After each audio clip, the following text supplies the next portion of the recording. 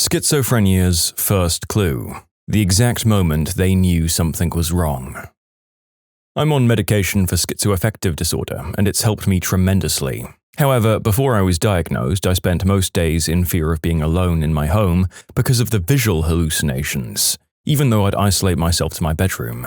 Some of them were in my peripheral vision, but I used to see hands snaking over the backs of the furniture, like couches or beds. It would terrify me. Also, as soon as I'd begin to relax, especially before bed, I'd hear voices and deep, loud growls. Once I had a friend staying with me and she didn't respond to it, and I realized that maybe something was wrong. It took 3 years after that for me to seek medical attention. I'd think it was getting better because it would stop, just to return a few days or weeks later. Ugh, I wonder how many horror movie scenes are inspired by real hallucinations. I was in college. So much stress and anxiety was the cause of it. I began first seeing shadow people, some passing by on a whim. I can clearly remember one that looked like it was wearing a dress, going so quickly down the hall, but with it came voices. Jumbled gibberish with high notes of laughter.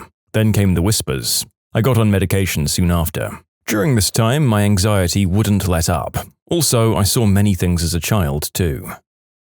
I don't hear voices, just noises and sounds, like the faucet running, window taps, footsteps, doors closing. There's always a television on. I think the first kind of event was when I was 20, living with a roommate. I'd been hearing a radio playing loud music outside in the middle of the night. It had been playing for an hour or two, and I just snapped, jumped out of bed and tore through the house to get outside and asked them to turn it down. There was no radio, and when I opened the door, everything was quiet.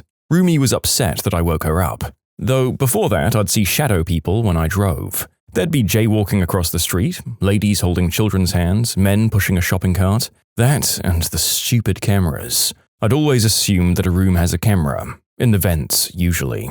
There was always someone watching. There's always someone watching? Yeah. Since I was very young, I've had this sensation. All of my thoughts are being monitored in some way. My private thoughts are public somehow, so self-policing my mind was one of my fixes. My intrusive thoughts never seemed outside of me, but many of my paranoid delusions still existed. They never went away. But I've learned to limit the amount of influence they have on me. Many of my thoughts are beneficial as well, kind of like a super brutal coach. Not polite and soothing, but in many cases accurate. No, this one symptom doesn't mean you have schizophrenia. Yes, this is a common experience for many people. If it doesn't control your life, change your behavior, or make you afraid, then it's not a problem for you, and I'm glad to hear it. Yikes. Well, so far I'm just relieved I don't have this. But people who do, how do you get by? You've got to respect those who can deal with this, with or without meds and the right treatment, particularly the horror show of hallucinations for any period of time. I'd be a nervous wreck. My first symptoms were visual and auditory illusions, specifically speech. I didn't hear anything else at the start. I found out something was up during a conversation with my friends. A person just randomly joined the conversation, and since nobody else acted, I thought I was the only one who didn't know the person, and I rolled with it. A bit later, my friends asked me who I was speaking to, concerned. I pointed to the newcomer, and he gave a little wave back. Of course, I was the only one who saw him. Ironically, at the time, I thought everyone but me was crazy. After being diagnosed with schizophrenia, the guy accepted himself as part of my imagination. Or technically, I imagined a guy who accepted himself in my imagination. Psychology dealing with schizophrenia is mind-boggling. I am not your typical case. I was 30 years old when I started to hear voices. I was getting ready for a camping trip with the family when I heard someone say, "You're doing it wrong." I was in my garage by myself getting my boat ready, and it made my blood run cold. I looked everywhere thinking someone was playing a trick on me, but I found nobody. The next 4 months were a living hell at my house. I started seeing people in my house, at work, even outside. They would just stand in corners or walk by a doorway. I was literally freaking out non-stop. I thought it would go away, but it didn't. I finally told my wife when the voices started telling me to attack my family. My wife was very supportive. We even went to the doctor's appointments together. After a brief stay in the hospital, I got my meds worked out and the voices and people stopped manifesting. From time to time, I still hear something or see something and I know it's not real and just ignore it and move on with whatever I'm doing. I wasn't social because voices told me people were plotting against me. After being in enough situations where I was forced to be social, I noticed that a lot of people were actually pretty nice, and the ones who weren't didn't care enough about me to do anything. Once I realized that was a lie, I started looking for other things to be suspicious about. I'm in a much better place now. Okay, so I'm getting a lot of questions, which is totally fine. I'm happy to answer them. Here's some answers to the most common questions I'm getting. The voices are not internal, they're an audible voice that I can hear. The voices are not my own voice or the voice of anyone I know. They're unique. Not all the voices are bad. Now that I'm in a place where the bad ones don't affect me as much, there are some nice ones too. The voices don't have a set volume. I don't hear voices as often now, and when I do, it tends to be muffled, like when you butt dial someone and they're trying to get your attention from your pocket. But they can range anywhere from a whisper to a shout. No, I don't think Schizophrenia is a decent movie concept on its own. I'd love to have more schizophrenic representation, but Guy has schizophrenia isn't enough to make a good story. Alright, maybe I should be more clear here. I'm not saying movies about schizophrenia are bad, but schizophrenic shouldn't be a sole character trait. A Beautiful Mind isn't man is schizophrenic as much as a man is schizophrenic and a genius mathematician and a husband and father. I'm not sure what the first time was, but there are certainly some things that stand out in my mind. When I was 12-ish, I was terrified of the spiders in my room. My mum thought it was because I was afraid of spiders, but individually, I didn't mind them. However, I strongly believed that the spiders on my ceilings and walls coordinated to do me harm. I pretended to be sick in bed one day because there was a spider directly above my doorframe and one besides my light switch, and I could smell an ambush brewing. Another time I was in the shower and something told me I was dead, very convincingly. I checked the mirror immediately because TV has conditioned me to think that dead people don't have reflections, I guess. So I finished up in the shower and got out and went into the living room where my family was. Of course, I wasn't dead, but they didn't really acknowledge me when I walked into that room, so I just kind of accepted that I was dead. I went to bed, and for the whole night I thought that I'd died until morning came around. Those two anecdotes are kind of light mode, I think. The one thing that's always been present is music. I hear music almost 24/7. I didn't even realize it was a weird thing until I started questioning why other people wore headphones. Finally, when I was around 17, I really started to get paranoid. Like ludicrously paranoid. I had a small apartment on the second floor of a building, and I kept the blinds and windows closed 100% of the time. I expected at any moment for a grenade to be thrown in. I hated leaving my place because there were so many people. I devised strategies for passing them when meeting on a sidewalk. I checked windows and rooftops for snipers. One time, there were too many people on a bus I was supposed to take, so I ended up walking about 40 kilometers instead. At one point, I think I really started to break from reality, actually, because I vividly remember trying to work out where the stones on the path in front of me stopped and the air began, and not really figuring it out. Shortly thereafter, I completely broke down and went about rebuilding myself. My mum has this and constantly talks to the FBI and Obama. She also talks to her doctor, who tells her not to take her meds. We've had her committed a few times because she'd get very angry and disappear for a whole day in her car and get lost. She also doesn't believe my dad is her husband. I have a recording of her talking about it, and it's chilling. It's a really unfortunate and life-stealing disease. I could go on for years talking about the different things she's seen and the people she talks to. I'm really sorry for anyone dealing with this, and please keep taking your meds. It does help. Just know that for anyone hearing this that has a friend or relative with this disorder, they believe everything they hear and see. It's as real to them as the air you breathe. Don't get mad at them, try to help them. Thank you. Yeah, the importance of a supportive family network has got to be so key to people with this condition coming out of it with happy and fulfilling lives, just like the rest of us, I suppose. But in this case, having people to reassure and recognize flare-ups so that they can help out. Finally, something for me to answer. I was in the prodrome phase, which was early signs. I was constantly going to doctors complaining about self-deleting thoughts, anxiety, or stomach problems. I was always brushed off because I have a degree and a good job, but I was psychotic. I knew things were off and there was something severely wrong with me, but one second I believed in mental health and the next second the delusions took over and meds were a sham perpetrated by the man.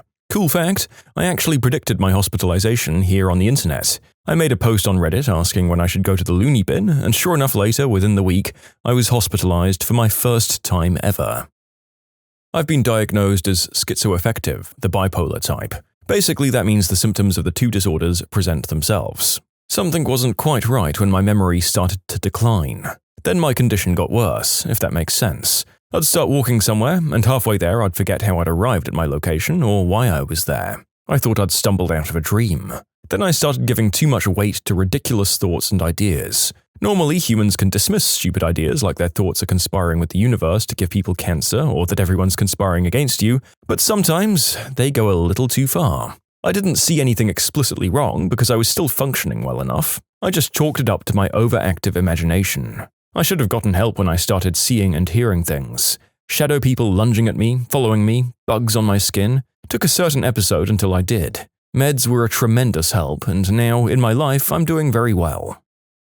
I'm schizotypal. When I was 12, I stopped going to school. I can't really pinpoint what exactly made me stop going, other than perhaps an instinct that something wasn't right. I felt uncomfortable all of the time. It felt like too much effort to keep up with the social things of school, even though nothing out of the ordinary had happened. And I didn't want to be a part of it anymore, and I became depressed. I think the great discomfort and this really deep feeling of not being like everyone else were the first signs. I was a completely normal kid, but I just always had this feeling that there was something off about who I was. I remember having paranoid thoughts that I was actually 2 years older than my parents told me I was. Sometimes other people seemed cartoonish and one-dimensional to me, even sometimes questioned if other people were real, and I was genuinely convinced that nobody actually liked me, even though I had plenty of friends. Sometimes my tongue would feel huge in my mouth, or I'd feel like my feet were miles apart, even though I could clearly see that they were right next to each other. But of course, as a kid, I didn't know that any of these things were abnormal, and you don't really tell people either. So it wasn't until I stopped going to school that my parents had any idea that something was wrong.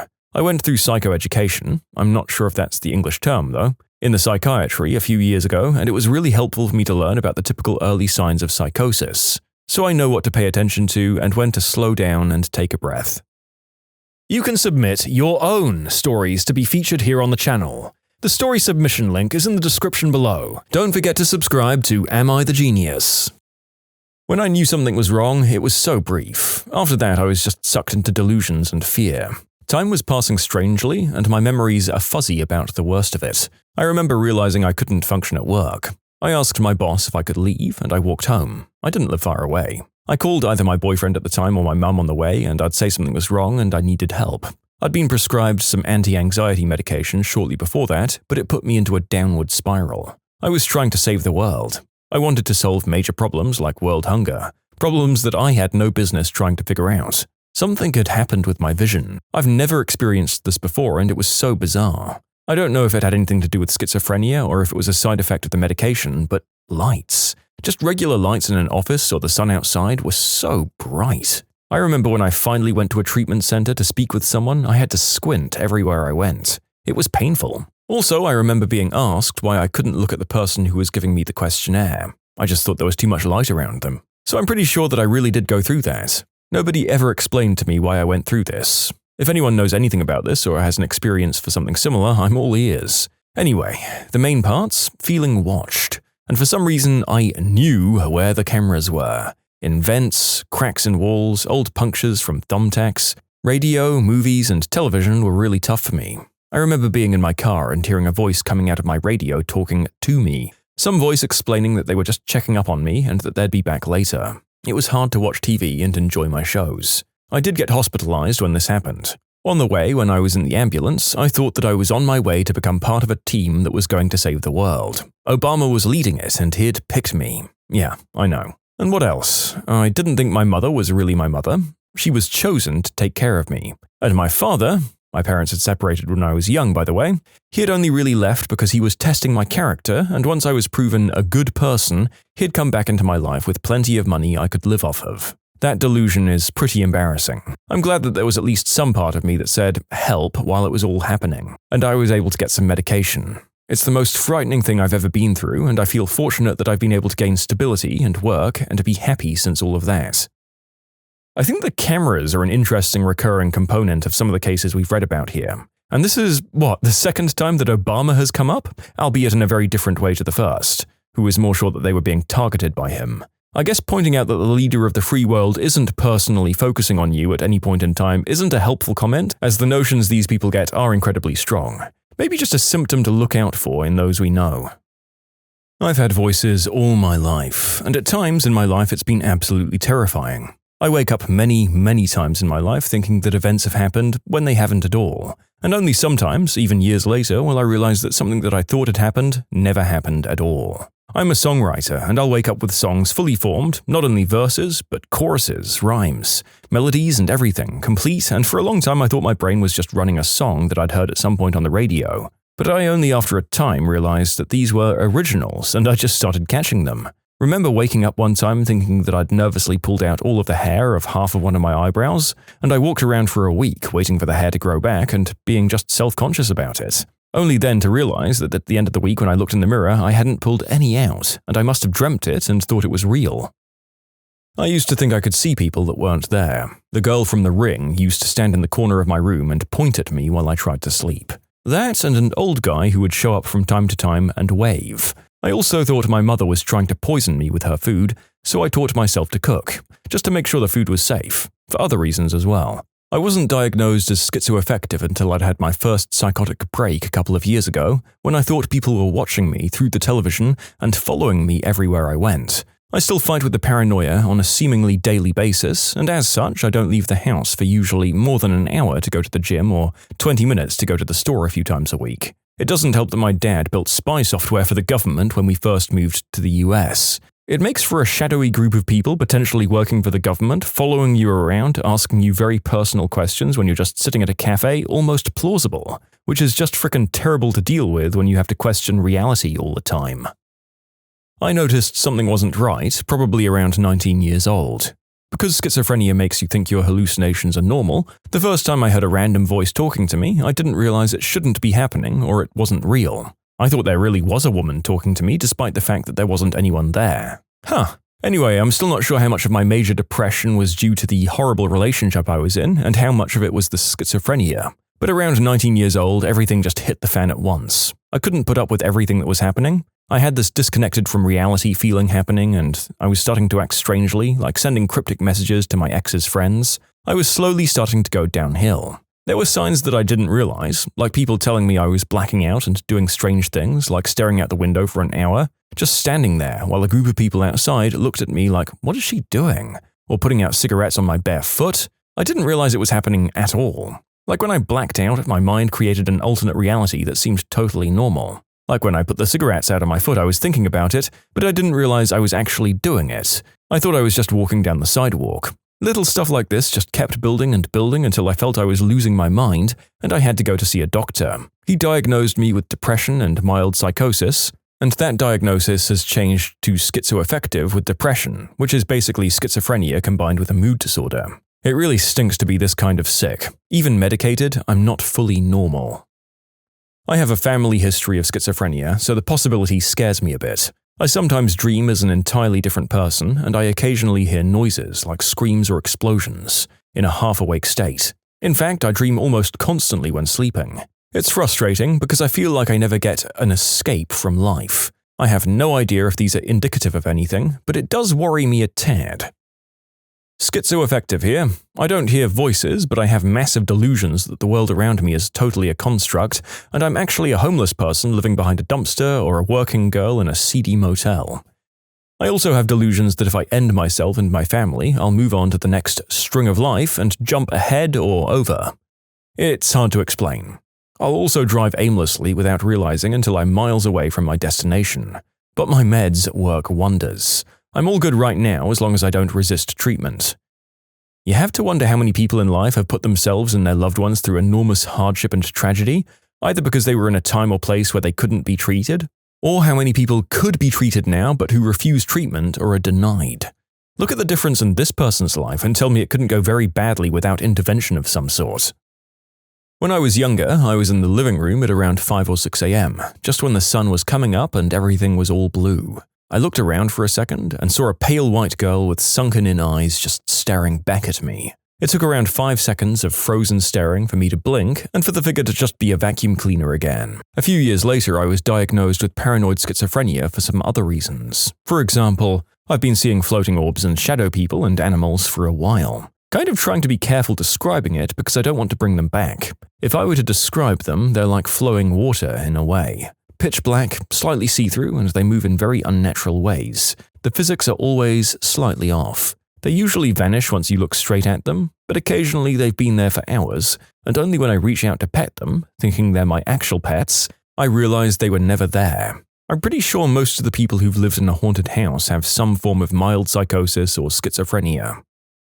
I kinda always felt off or distant. When I was 8, I asked to go to therapy because I noticed that my emotions weren't rational. It's been a strange old life ever since.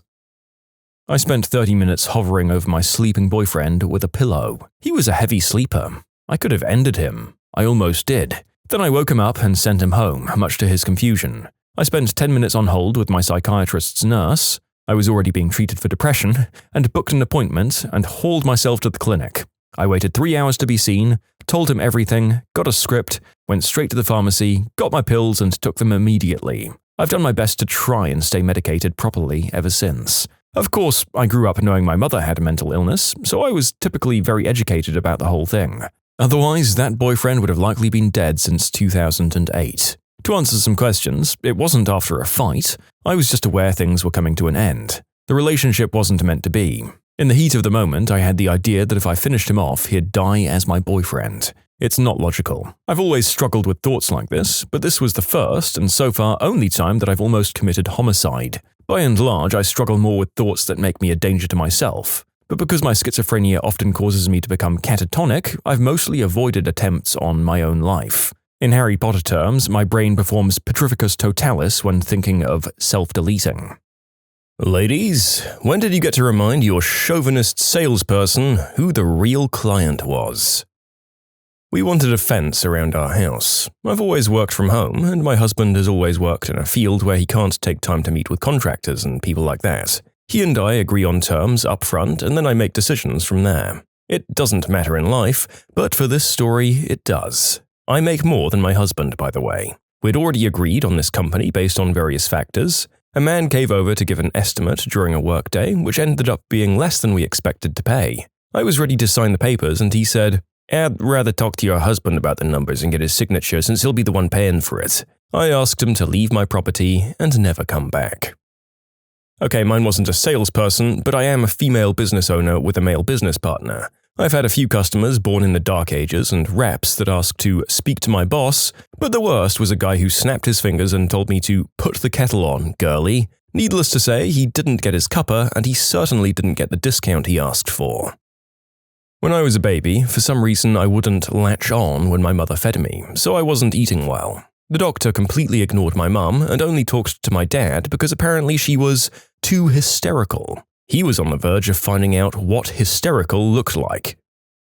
A while back, my wife and I were hitting up local dealerships trying to find a replacement car for her 2006 Nissan Subcompact. The first thing I'd tell each salesman was that we were shopping around for a daily for her to drive. The Honda dealership was a stereotypical car salesman. We can't even let her take a test drive unless she shows intent to buy. The Ford dealership ignored her completely and tried to sell me a Mustang. Toyota was like, "Oh, you must want to look at our insert soccer mum vehicle here." But when we got to Mazda, I told the sales guy the same thing that we were looking for her next car. And he immediately nodded, turned to her and asked, "What do you look for in a car?" And then he just listened to her. He didn't ask me anything for the rest of the time we were there, focused entirely on her and answering her questions. Never rushed her or pushed her towards a different model. So yeah, we'll probably be getting her a Soul Red Mazda 3 because of that guy. Absolutely wild how just following the assignment was the clincher of that deal, and that it didn't happen until the 4th attempt is just downright bewildering. This video is not sponsored by Mazda. Husband and I took my daughter to urgent care for stitches. Husband was holding the kid, and I checked her in at the front desk iPad. Front desk looks at my husband and asks for the insurance card. We're on my insurance, so I hand him the card. Next, he tells my husband the copay, looking at him behind me when I'm the one standing at the damn desk. I pull out my card with my name on it and pay. Butthole. I took my colleague out to lunch. He wasn't a subordinate, he was at the same level. However, I was given the company card and he wasn't due to the nature of our jobs. When the bill came around, the waitress gave it to him because she assumed he'd be paying. He graciously grabbed the bill and gave it to me and said, "She's the boss." Smart move. Made me feel validated and he got a free lunch. I've been on the flip side of this. For years, I worked at bicycle shops and regularly sold some pretty expensive bikes. One day, a couple came in. The wife was interested in a bike, and it quickly became apparent that the husband was an overpowering, domineering type.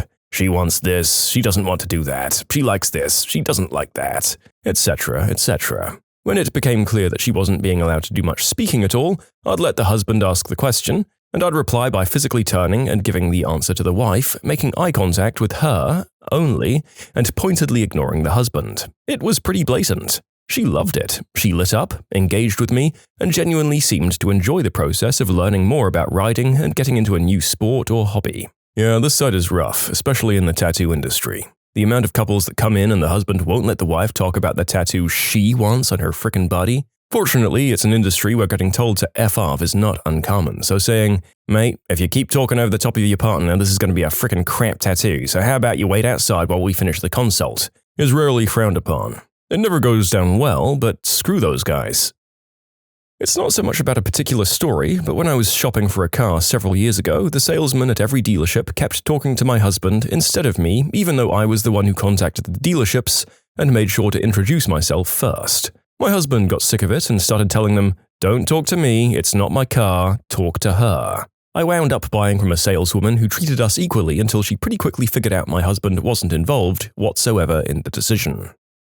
25 years ago, my husband and I were looking for our first house. He had just graduated and still had student debt. I'd been practicing law and had $20K saved up for the down payment. Real estate agent only spoke to my husband, even if I asked the questions. In one house, we went to look at the basement and the guy said, "You don't want to go in there, it has spiders." I told my husband I wouldn't ever buy a house from him. Later, the guy ran for office and I told everyone the story, including a woman that called me randomly to promote his candidacy. Turns out she was his mother. It's a small thing, but indicative of his attitude towards the chicks. She made excuses about how awful spiders were, but I was clear that his behavior was dated and unacceptable, and that it cost him both the sale and our votes. This August, I bought a new truck and took my boyfriend with me. He's white and I'm Mexican. We arrived at the dealership and I asked about the Explorer they had front and center. Salesman comes over and is asking a bunch of questions to my boyfriend. Boyfriend told him it's for me. I was then ignored for the entire conversation. I got up and started looking at the truck. A Hispanic salesman comes and asks me if I need help. I was out there within 1.5 hours with keys in hand. Found my boyfriend with the other salesman. I looked at my boyfriend and said I bought the one I wanted. Manny G got me squared away. The look of utter disappointment and anger on the salesman's face was worth it. My boyfriend chuckled and said, "I told you she was the one buying. Manny, you were great." It happened to my mum when we went to look at colleges. The admissions guy opened by shaking my dad's hand, constantly directed questions at my dad, and would look to him for confirmation whenever my mum said something. My mum is de facto the money person of our family unit. She manages the family finances and investments and stuff, and was way more qualified to comment on things like student loans or expected contribution. When we left that meeting, she was absolutely furious that she had to basically fight the admissions person to have a normal conversation. My husband and I were buying a new mattress. It was a joint decision on the feel of it, but my decision for the price point and warranty and stuff because I was paying for it. In other words, all the stuff we actually needed the salesperson for. Salesperson was a fine guy, old-fashioned, not overtly rude, but he was definitely talking to my husband more than to me, the one with money to pay. I noticed, but I'm used to it. I was going to get my info and pay the man, whatever. But my husband, bless him, wandered away all floaty like he'd never seen a furniture store before. Weird, but okay. Then he came back and said, "Hey, can I have some money? I'm going to check out that," insert dumb little decorative thing in the other part of the store. I was weirded out because I had never seen him care about a lamp enough to go examine it all on his own, and also we don't do that. But yeah, I said sure, and I handed him some cash. The salesman immediately stopped paying attention to my husband. Suddenly, in his mind, I was wearing all the pants. He started asking me what I did for a living, and I was able to negotiate for a slightly lower price. I love my husband so much. He knew exactly what he was doing. That is a husband who knew the assignment and understood what was up with the situation. You've got to respect someone who's completely okay with making himself appear less of a man in the eyes of some dink idiot just to let his wife have the attention she deserves. Who cares about the opinions of these salesmen anyway, after the purchase, I guess? My husband and I had our backyard completely dug up and re-landscaped when we bought our house. The landscaper was an older guy, probably around my dad's age, and my husband and I are pretty young to be homeowners, so I could kind of understand this guy's condescending attitude. When he came over the first time to do the estimate, he almost exclusively addressed my husband, even though I'd made it clear I was the one who was doing the designing and knew what I wanted done. When the work was done and I paid him, he kept looking behind me for my husband and almost didn't give me the aftercare instructions for the new sod, saying that he wanted to make sure it was done right, so he could just email them to my husband. I finally snapped. Give me the damn piece of paper, Bruce. I'm the one who'll be home during the day to do the damn thing. I worked nights at the time. He reluctantly handed it over and called my husband the next day to make sure the lawn got watered. My husband told him, "You'll have to ask her, Bruce. She told you she'd do the damn thing," and he hung up. I had indeed done the damn thing. At work, I manage a few facility systems in our building. Think air handlers, water purification, stuff like that. I was meeting a new vendor, let's call him Pat, who was servicing one of the systems I was overseeing. Pat had already met the facilities engineer, also a man, so this coworker was introducing me to him. Instead of talking directly to me, Pat turned to my coworker after shaking my hand and asked him, "What does she do here?" A few weeks later, he had the unpleasant opportunity to learn that I'm the one who calls him when his company falls through and doesn't deliver. Needless to say, I was not overly polite about it when Pat failed to do his job. All of you writing to me after that post, you're making me laugh. Thank you for the stories and the get effed wishes for Pat. We were looking into replacing our roof. We found a metal roof company who was running a promotion, so I gave them a call and scheduled for someone to come out and give us a quote. I was able to answer all of his questions, but he refused to give me a quote without my husband present, with some sign before we leave for best price excuse, and was intent on driving back over the following day when my husband would be home. I called their main office shortly after he left and said I wasn't interested in any high-pressure sales tactics, I just wanted the quote, and if they wouldn't give that to me, the one who'd be paying for it, then to not bother coming back. I didn't see them again. The 3 other roofing companies I contacted had no problem dealing solely with me. In 2020 of all years, I had this with a new patio door. He walked in, looked me up and down, and outright asked if I had permission to make a decision on whether to accept their quote. When I said I had that power but wouldn't be making that decision until I'd spoken to a few more companies, he said he'd better come back when the man was around to sort this out. I told him he wasn't welcome back in my house and I'd take my business elsewhere. Their follow-up customer service call employee got a right earful when they rang a few days later to see if my husband and I had any more thoughts on the matter. Oh, believe me, I had some thoughts. You can submit your own stories to be featured here on the channel. The story submission link is in the description below. Don't forget to subscribe to Am I the Genius? I, a 38-year-old female, caught some hunters trespassing on my property. I wasn't rude to them at all, just waved from the other side of the field. The next day, they showed up at my house and one of them gestures towards the police car in the driveway and asks to speak to my husband about hunting in our woods. I was like, you can talk to him if you want, but that's my cruiser and this is my land, not his. They still insisted on getting permission from my husband. I was buying a new sports car. My husband and I walked into the dealership, and the sales guy walks up holding his hand out to shake my husband's hand and asks how he can help. Fine, no biggie. My husband says, "She's buying, not me." Sales guy glances at me and says to my husband, "Well, it's not just her decision, right?" We left, and I bought my new sports car elsewhere. Frickin' butthole. I was invited to a weekend away with the supplier to launch their new range. My husband went with me, and on the order day, the financial manager of the supplier came up to my husband and asked him what he thinks about the new range and what he's considering buying. My husband replied very dryly that he's only the +1 and that he must speak to me, seeing that I'm the one with the checkbook.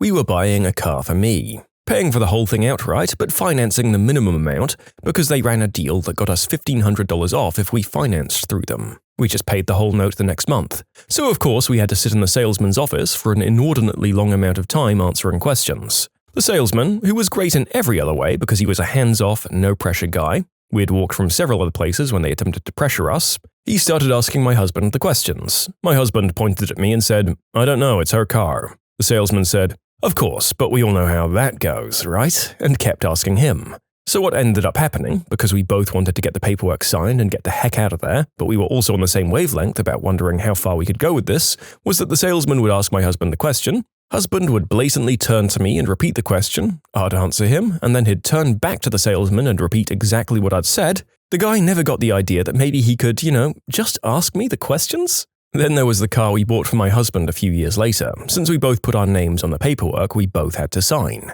The finance guy saw my last name was different and asked when we were getting married, and was confused when we said, 8 years ago? That first guy is something special. I mean, even if you do believe that your customers are making some sort of mistake based on the contents of their underwear, it's 100% clear that the decision is being made by one party rather than the one you're trying to talk to, and it's wasting everyone's time trying to force it to be otherwise. My wife and I are both physicians. She's very type A and particular. I'm much more relaxed and I go with the flow. We recently had a new home built, and since then I've done a lot in regards to landscaping and adding to the home. Finishing the basement, adding on a standby generator. The thing is, despite my wife usually being the one to reach out to contractors, and despite the fact that she's the one who wants things done in a specific way, and despite the fact that I usually refer them to her, they always try to contact me first, talk primarily to me when we're both present, and reach out to me when they have questions or need to let us know things. It is bizarre, like, I'm the guy in pajama pants and a sweatshirt playing The Floor is Lava with the kids. Does it look like I care what kind of finish is on the cabinets? Talk to my wife, we all know she's in charge. When I was buying my house, I took my boyfriend with me to the viewing, and the realtor was talking mostly to him and even ended up calling him with bids on a house. Yes, the house I purchased all on my own and is mine. I don't take myself too seriously and I'm not easy to upset or embarrass, so I don't really care. I was riding high on a wave of winning a bidding war. I think I should say I often find myself in similar situations where the salesperson looks at my boyfriend, yes, the same guy for 7 years and counting, for approval or answers, and my boyfriend always replies along the lines of, "Don't look at me, she's the boss, she's the one making the decision." And now that I'm thinking about it, I've never really had to tell anyone myself. He was always first to tell them. Maybe that's the reason why I never really thought much about it. So this one doesn't really involve any women, but a coworker of mine, an Indian contractor, who has a high-pitched voice when speaking English. He was on the phone with his insurance to ask why they hadn't made the payment to the garage fixing his car, and you could tell he was getting angrier and angrier at them when all of a sudden I heard him yell, "I am the husband!" Apparently the guy on the other line thought it was a good move to tell my coworker, "Can we talk with your husband about this? You don't seem to understand what we're saying." Our female coworkers were livid when they heard that and had a whole bunch of similar stories. I'm the husband, but whenever we have any kind of work done on our house, everyone constantly tries to make eye contact with me and pal around. My wife does all that stuff. I don't know anything about any of it. I literally spend the whole time redirecting people to deal with her. Sometimes I just excuse myself and have her fill me in on the details, which I don't care about or need to know later. My husband, bless his financially stable heart, always lived in nice apartments until we bought a house together. I always lived in the hood, in sketchy rental houses and apartments where calling the landlord or maintenance was usually more trouble than it was worth. So, I'm the de facto custodian, doing all the minor maintenance and arranging all of the big repairs. I enjoy that stuff. But yeah, as soon as a repair tech enters the house, they look for my husband. And every time I take them downstairs and quietly say, "The guy at the desk over there is my husband. He's doing call center work, setting appointments for the hospital. I'm your point of contact for this project. Please only talk to him if you're about to get loud." Sometimes I still get texts from my husband like, "They want to replace the pipes going from the hot water heater to the downstairs bathroom. Is that okay?" Grrr. The only exception is Mrs. Handyman. Exactly what it says on the tin. The person I use for small jobs that I can't do anymore. Her and I are cool. I have issues constantly when going out to eat with my boyfriend. They always put the bill down directly in front of him no matter what. Even when I reach across the table and grab it and put my card in, they almost always put the check back down in front of him after swiping the card. They'll often turn to him and thank him or tell him to have a great evening, or which copy to sign. It's infuriating. When I'd taken my appendix out, I asked for my doctor when doing the deed would be okay again. He turned to my husband and said, "Whenever you feel ready, you can begin relations again." I don't know if he was uncomfortable talking to me about it, or was deferring to what my husband would prefer. Either way, it was strange. Yeah, I always just sort of assumed that doctors are these highly educated and modern people, but this job that I'm doing right now has really proven to me time and time again that if there's one thing they're often behind on, it's gender equality. Bizarro. Semi-related, girlfriend and I were in a restaurant in Slovakia. The waiter, an older local man, comes over and directly addresses absolutely everything he has to say to me. Explains to me the 15-plus entries in exquisite detail, and then turns to my girlfriend and says the only words he said to her all night. "And the ladies, they like this. beckoning at one dish. Based on my girlfriend's face, I could tell it was A, bothering her immensely, and rightly so, and B, worse, that's exactly what she wanted on the menu before he came over. My wife and I, in Dubai, being the Middle East, they'd exclusively approach me, but the credit card was hers. Every damn time.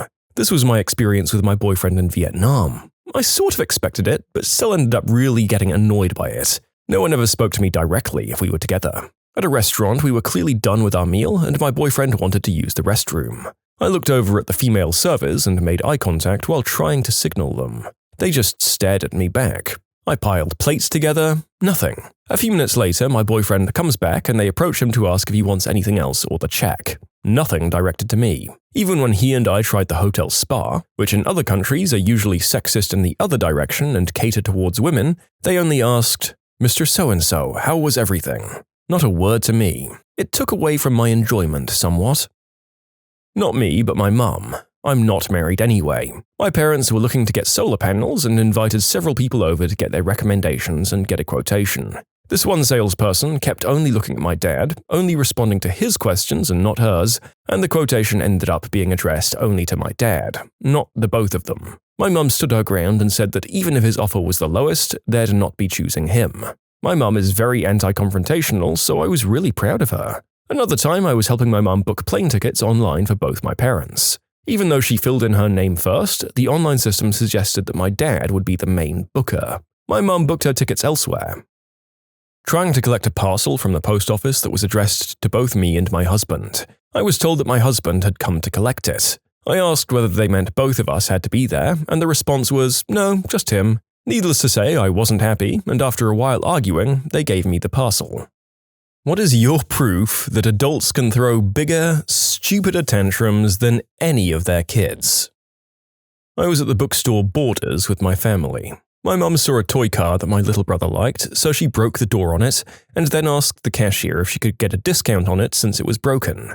The cashier said she wasn't allowed to give discounts, so my mum called her a stupid fat B-word and stormed out of the store. This is one of the more mild incidents with my mum. Needless to say, I don't talk to her anymore. Okay, one more for those of you asking. As you can probably tell by the first instance, my mum is not a very nice nor a very smart woman. My parents are divorced, and we'd see my dad every summer since they lived far apart. One summer, all of us kids decided we wanted to live with our dad, so we floated the idea past mum. She went off on us about being ungrateful, grounded us, took our phones away so we couldn't talk to our dad, and that was that. For a while at least.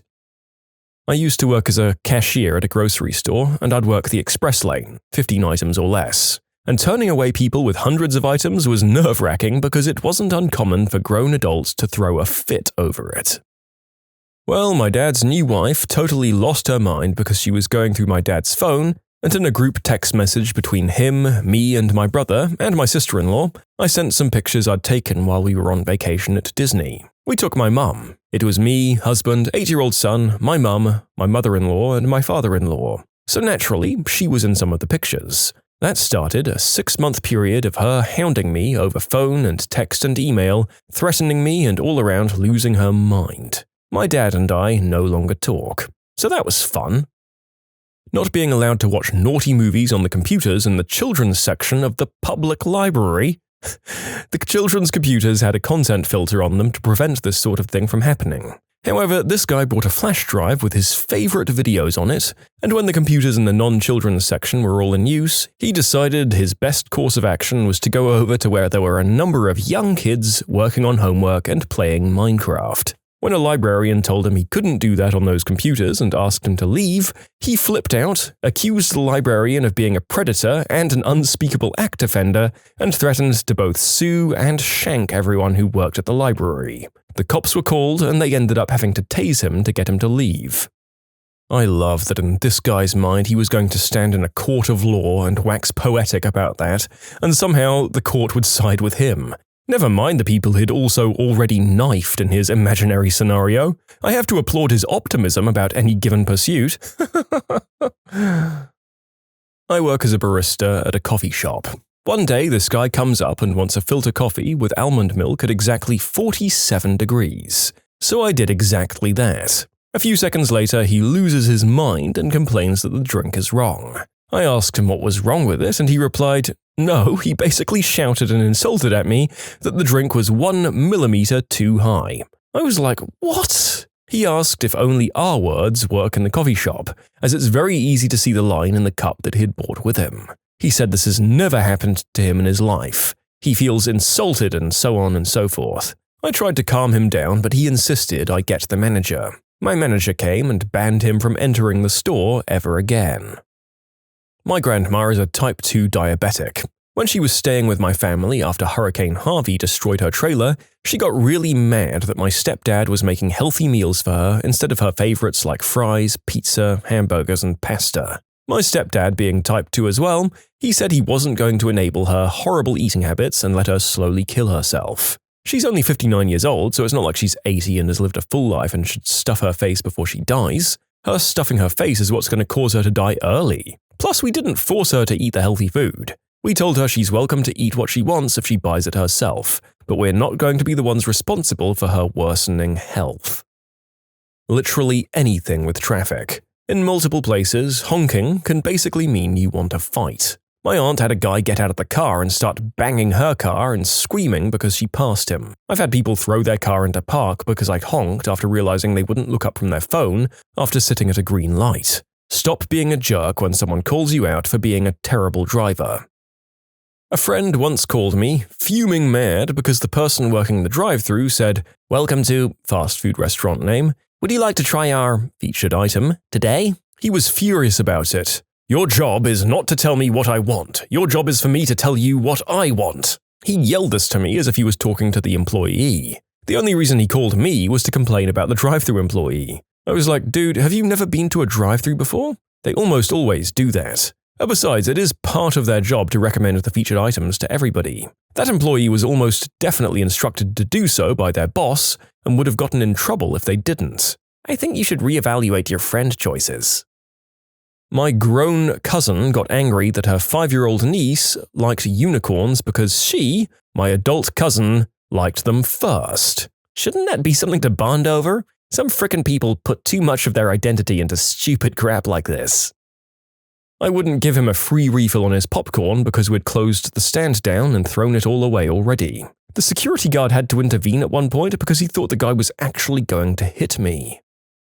My office wore March of Dimes shirts during the month of November. We weren't asking for donations or anything, we were just wearing the shirts. One man started complaining as soon as he saw them, saying that it was ridiculous how much people donate to children's cancer research when so many more adults have cancer. He continued being loud about it and even started engaging other customers. March of Dimes isn't a charity for childhood cancer research, but for babies born prematurely. Not only did he look like an idiot, he also looked like an awful human being. I was getting a tire patch, which is free at the shop that I went to. Another lady behind me in line flipped her lid that her oil change was a whopping 80 cents more than the last time she had been in, an 80-cent increase, and that it had always been that price before. She then insisted, since I wasn't being charged, she shouldn't be either, even though they were two very different services and mine never had a charge to begin with. They offered her an 80 cents discount to match her previous price, because they're not going to argue with them over 80 cents, and she took the discount but was ranting the entire time about preferential treatment. Yada, yada, yada. Expired coupons that weren't redeemable because we no longer had the product.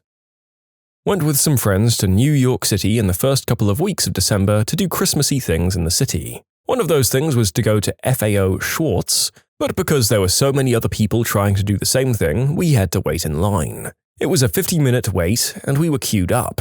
Line wrapped around the block, and in that time we got to yuck it up with the people in line with us.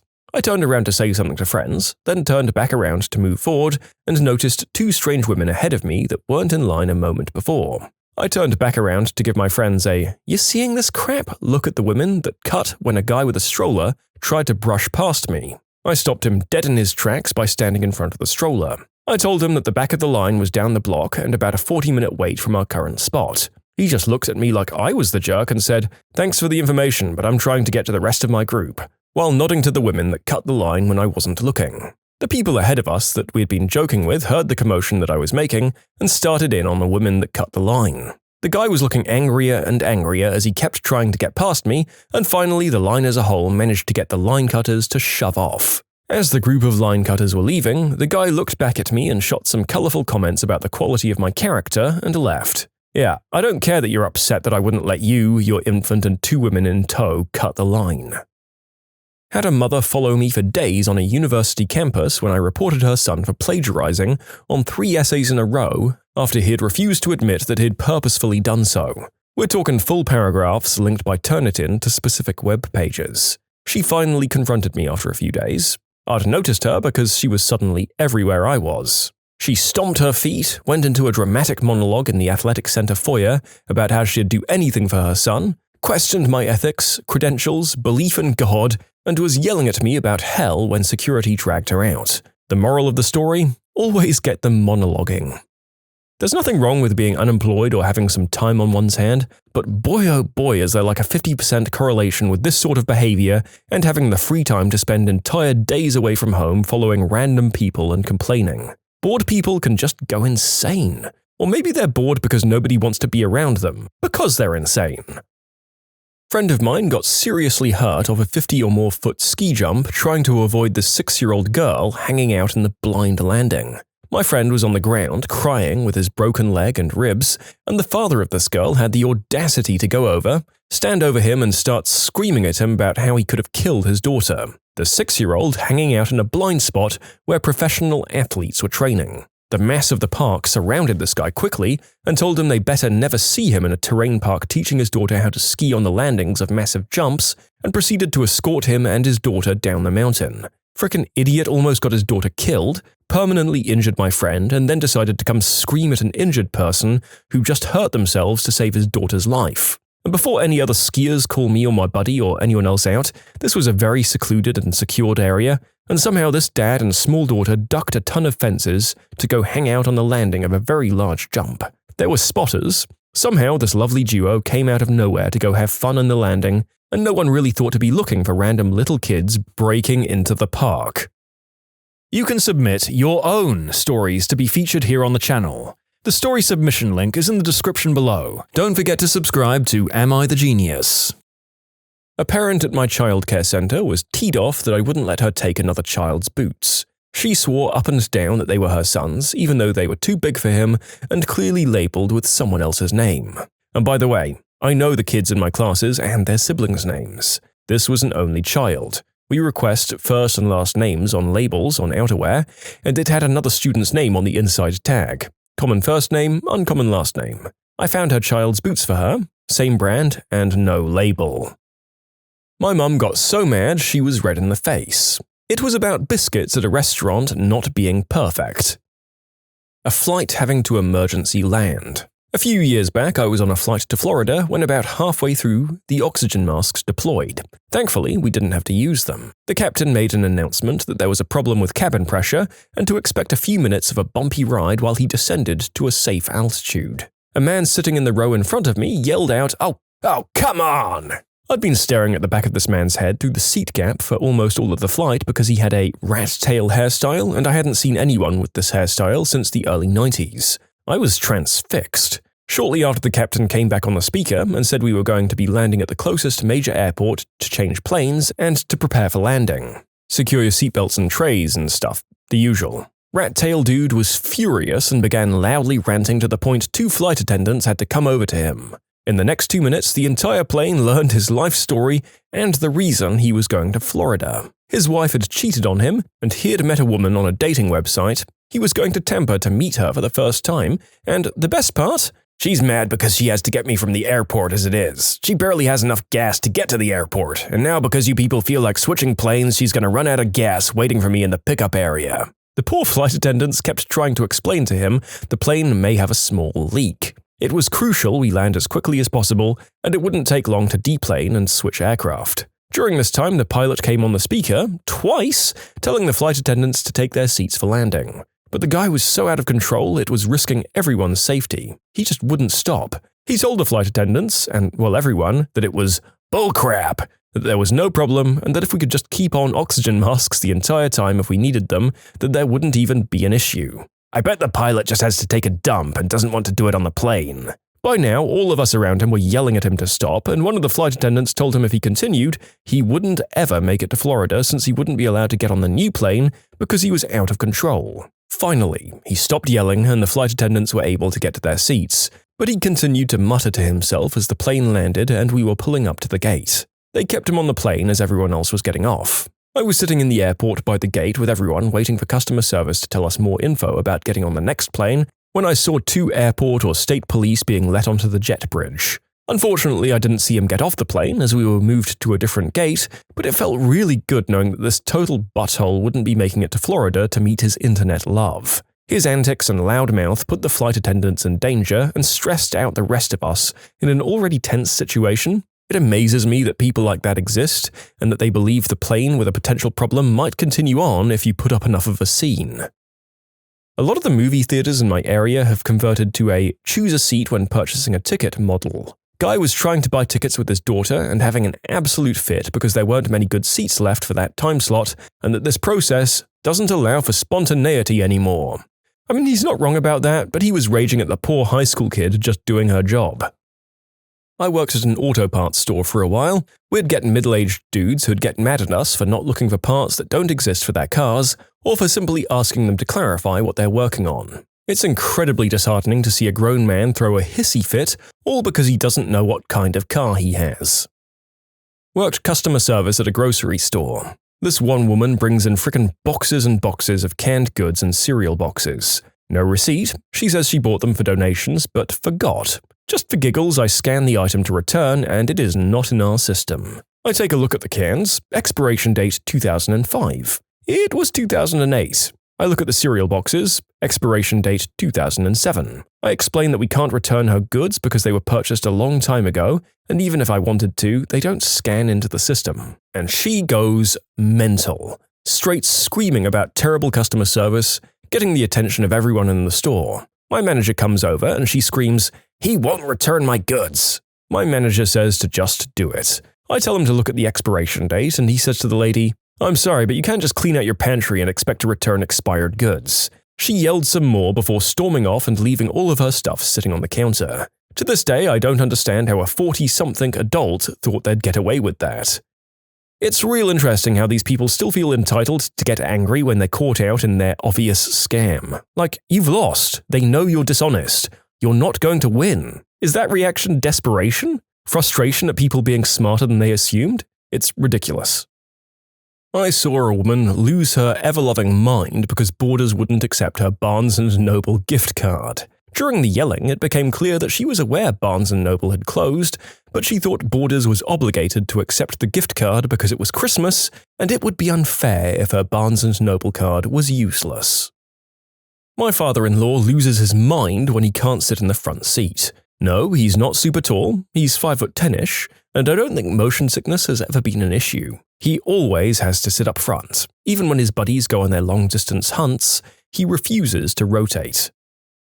I worked at a bookstore in high school, and every winter we have a book drive and ask customers if they'd like to donate a children's book when they're checking out. Usually people say, "No, sorry," but one guy would not stop going on and on about how if he wanted to buy a book, he'd just keep it, not donate it. So I replied, "Okay, you don't have to donate," and proceeded to move on in the process and tell him his total. And he just kept circling back to how ridiculous it was that I asked him to donate a $4 book to kids and schools who couldn't afford them, up until the moment he left. He is the only human I've ever thought negatively of for not donating. Just so you all know, he wouldn't be donating money, he'd be buying a book, which I put in a bin and is sent to schools and shelters. My nephew is a gymnast and he's very skilled. I was at one of his compilations award ceremonies to watch him receive a medal and saw a mother, red-faced, screaming from the crowd at my nephew saying, "He's won too many times. You should be kicked out to give the other kids a chance." She then went on to scream long strings of profanity until she was escorted out by security. I was later told by my nephew that her son came up to him not long after and apologized for his mum's behavior. A guy with his kids inside a McDonald's which was inside a Walmart. He brought his order back to the counter and asked the pregnant cashier, who doesn't get paid enough to deal with this crap, what he ordered. His attitude started out calm enough, but anyone who's worked food service long enough could tell he was going to be one of those customers that just blows up in a rage after they've made their point. He explained that he'd ordered a different sandwich, and she replied that no, he had ordered what they'd given him. He was shouting and swearing. A manager got involved and told him that they'd just give him the money back.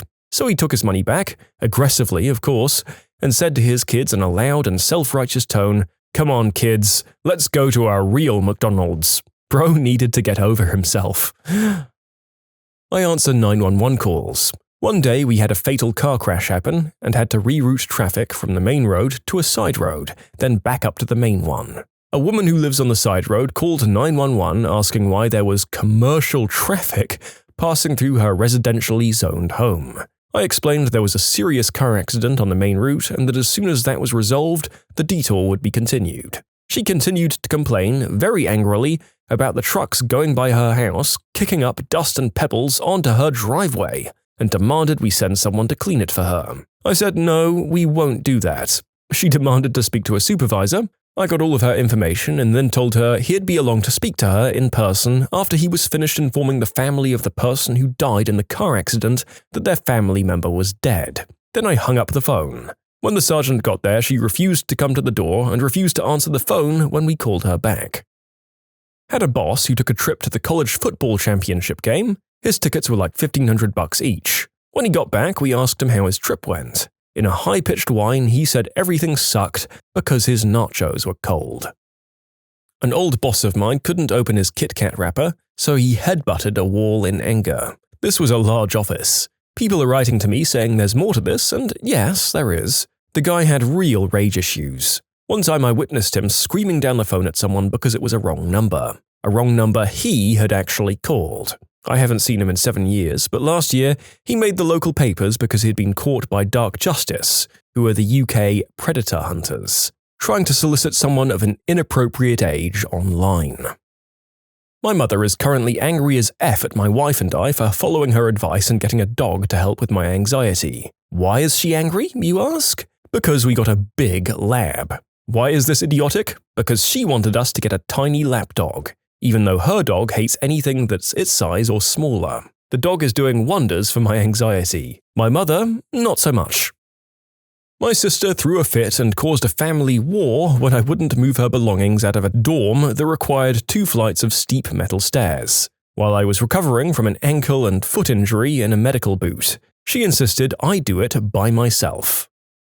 Not having a specific toy, Hatchimals, in stock at a store I worked at on Christmas Eve in 2017. We got those motherfrickers in almost every day, and they sold out within a couple of hours of being opened without fail. And this witch was having a full-on hissy fit because we ruined her daughter's Christmas. No, Tracy, you ruined her Christmas. It's not our fault we don't have any in stock at 5:30 p.m. the day before Christmas, you frickin' space cadet. What invention is so good that it actually can't be improved upon? I've heard the pin setter machine in bowling alleys has never had a redesign. It was perfect already. As of modern day, new high-end pin setters have actually got no perceivable way to change their core design. I'm training to be a pin setter mechanic, and like 3/4 of my close family also knows at least intermediate pin setter stuff. P-trap, a simple, elegant way to prevent odor from coming into your house via the sink, toilet, and other amenities.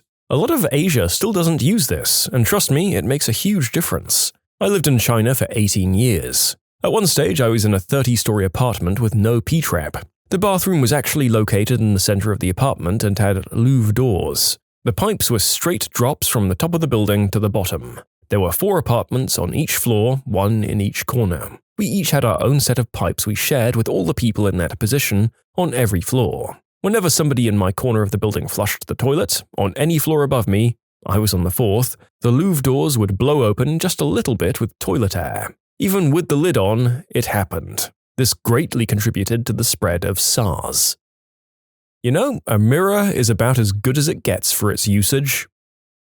The XLR cable. Until they can beam something directly into your head, we kind of hit a dead end for perceived sound. The simplicity of what a cable can do by allowing both AC and DC power to flow through so you can power and draw signal from a microphone. Plus, the fact that it's so simple to remove the noise you get from outside interference makes it even more genius. Phantom power. Paperclip. Last major patent was in the 1880s. On a similar note, the binder clip. Those little guys are the source of many life hacks. Okay, I'll add mine. If you take 2 binder clips and clamp them together, you can make a holder for your phone to watch videos. Those bones they use for tanning leather. People have tried using all sorts of different materials, but bone always works best, apparently. Yeah, if I remember it correctly from my college classes, those weren't created by humans. Like, what? It was a tool created by Homo erectus, I believe, but it does predate anatomically modern humans. Huh, I wonder if we can say Homo erectus on YouTube in the same breath as a fact about bones. I guess we'll see. YOLO. I reckon we'll be fine, to be honest. We're talking about cavemen, you prudish algorithm. Cast iron skillet. Established 1707. The brick. It's been made of mud, then mud with straw, and then mud with clay, then finally with clay alone. That is as far as progress has taken the brick in the, I guess, 8,000 years since it was invented, and it's still in use today. Someone, lost in the obscurity of ancient history, realized you couldn't build really strong stone structures with irregularly shaped small natural stones, and hewing huge lumps of stone into regular shapes was just ridiculously hard work. That person also observed that mud that fell into a fire was left hardened when the fire died down. So they figured that if you shaped mud into regular shapes, big enough to carry one in each hand, you would have all of the advantages of small irregular stones and large geometrically carved stones, but with none of the drawbacks of either. This thought must have taken a second to dawn on the inventor. The practical work to prove the concept must have taken a weekend at most, perhaps a week or two to get the shape just right, and here we are, thousands of years later, and the damn thing has barely changed at all. Pizza. You can change it up, you can ruin it, and you can fold it in half like a crazy calzone-munching madman, but you can't beat perfection. The calzones betrayed me? I'd say nail clippers. Rich and poor people all use the same thing to clip their nails. Rich people pay poor people to clip their nails for them. Yeah, and those poor servants use the same nail clipper the other poor people use. Zipper. It's the best way to merge in traffic. Yeah, it's meant to be a zipper, you idiots. Learn to drive. Rubber bands. They work. When I was a kid, rubber bands would last for years. Now most of them fail within a year or so. The premium rubber caused wars and mass atrocities in poorer nations. I'm fine with cheap rubber that doesn't cause those side effects. Most professional classical music instruments are already in their final stage, like piano and violin. Taking the other tack, most orchestral scores don't feature a saxophone because it wasn't developed until the 1840s, which is extremely recent on the musical timeline. The pocket. The spoon is a pretty incredible invention. It can often sub as a fork or a knife, and it has a great name. Those special self-stabilizing spoons to help people with hand tremors feed themselves are pretty cool. Over-engineered for most people, but I'm happy they exist. You can also improve on it by making it comically large. The basic sewing needle. It really hasn't changed in thousands of years. There's no need for change. I'd argue that the sewing machines are just advanced sewing needles, though. I still can't figure out how they work. I've seen animations and videos of the mechanics, but my brain refuses to process it, and it looks so simple. Almost too simple. The soda can. The physics behind it have been perfected. The toilet S-bend. We'd still be throwing our Hershey soldiers out of the window without it. Invented in 1775 and still used today. It was actually improved on. Used to be an actual S-bend, but those would evaporate or kinda get slurped out by another drain further down, so they made the U-bend. It has a vent pipe running up so that another toilet or sink or whatever on the same pipe couldn't siphon off the trap. You know, the place where the water sits, the low point of the toilet. After the trap gets below a certain level, sewer gas, hydrogen sulfide if I recall correctly, gets in and makes the room smell terrible. It's been about 4 years since my plumbing class, but it was pretty memorable. That mini trident you use to scratch your back? Man, that's the best invention of the human race. I don't know, man, the lightsaber thing under my mom's bed was really nice when I used it as a back massager. A knife. It can do anything. Can it make soup? Windshield wipers. My engineering professor always lectured us on how perfect the design is, and how any new changes made are strictly aesthetic and don't actually work any better. Plates. You can get the ones that don't smash. Zooples. It's too good. Holy crap, I haven't thought about those things in years. You just awoke some long-forgotten memories. The steam turbine. It's such a useful way to convert heat into electricity, that it wouldn't be surprising to see one strapped to a fusion reactor, if one ever gets built. Does cheese count as an invention? Yep, it's a final step of a specialized process. I'm going to go out on a limb and say a doorway. It's a portal, plain and simple. An ancient invention that allows us to pass through walls. Sounds pretty awesome when you put it that way.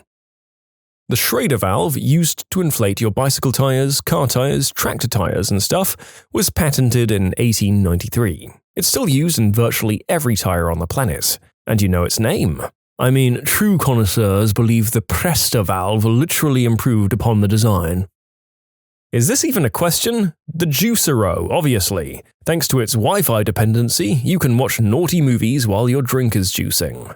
I still can't believe a bunch of techie idiots paid hundreds of dollars for a machine that squeezes juice out of a bag. In fairness, the Juicero was the most exquisitely designed bag-squeezing machine ever conceived or built by human minds, with all kinds of custom machined hardware and proprietary DRM software on top of that. It was like building a space shuttle to fly into orbit, circle the Earth, and then land a mile away from where you started just to get across town. It's less of a how question than a why question. I don't know, sliced bread is pretty hard to improve on, plus it's made life easier for pretty much anyone who enjoys bread. I present to you double-cooked sliced bread. It took the narrator far too many seconds to realize that you were talking about toast. I literally typed the words double-cooked into the search bar before my brain clicked. Please let me know if you're as dumb as me, listeners. I need the solidarity.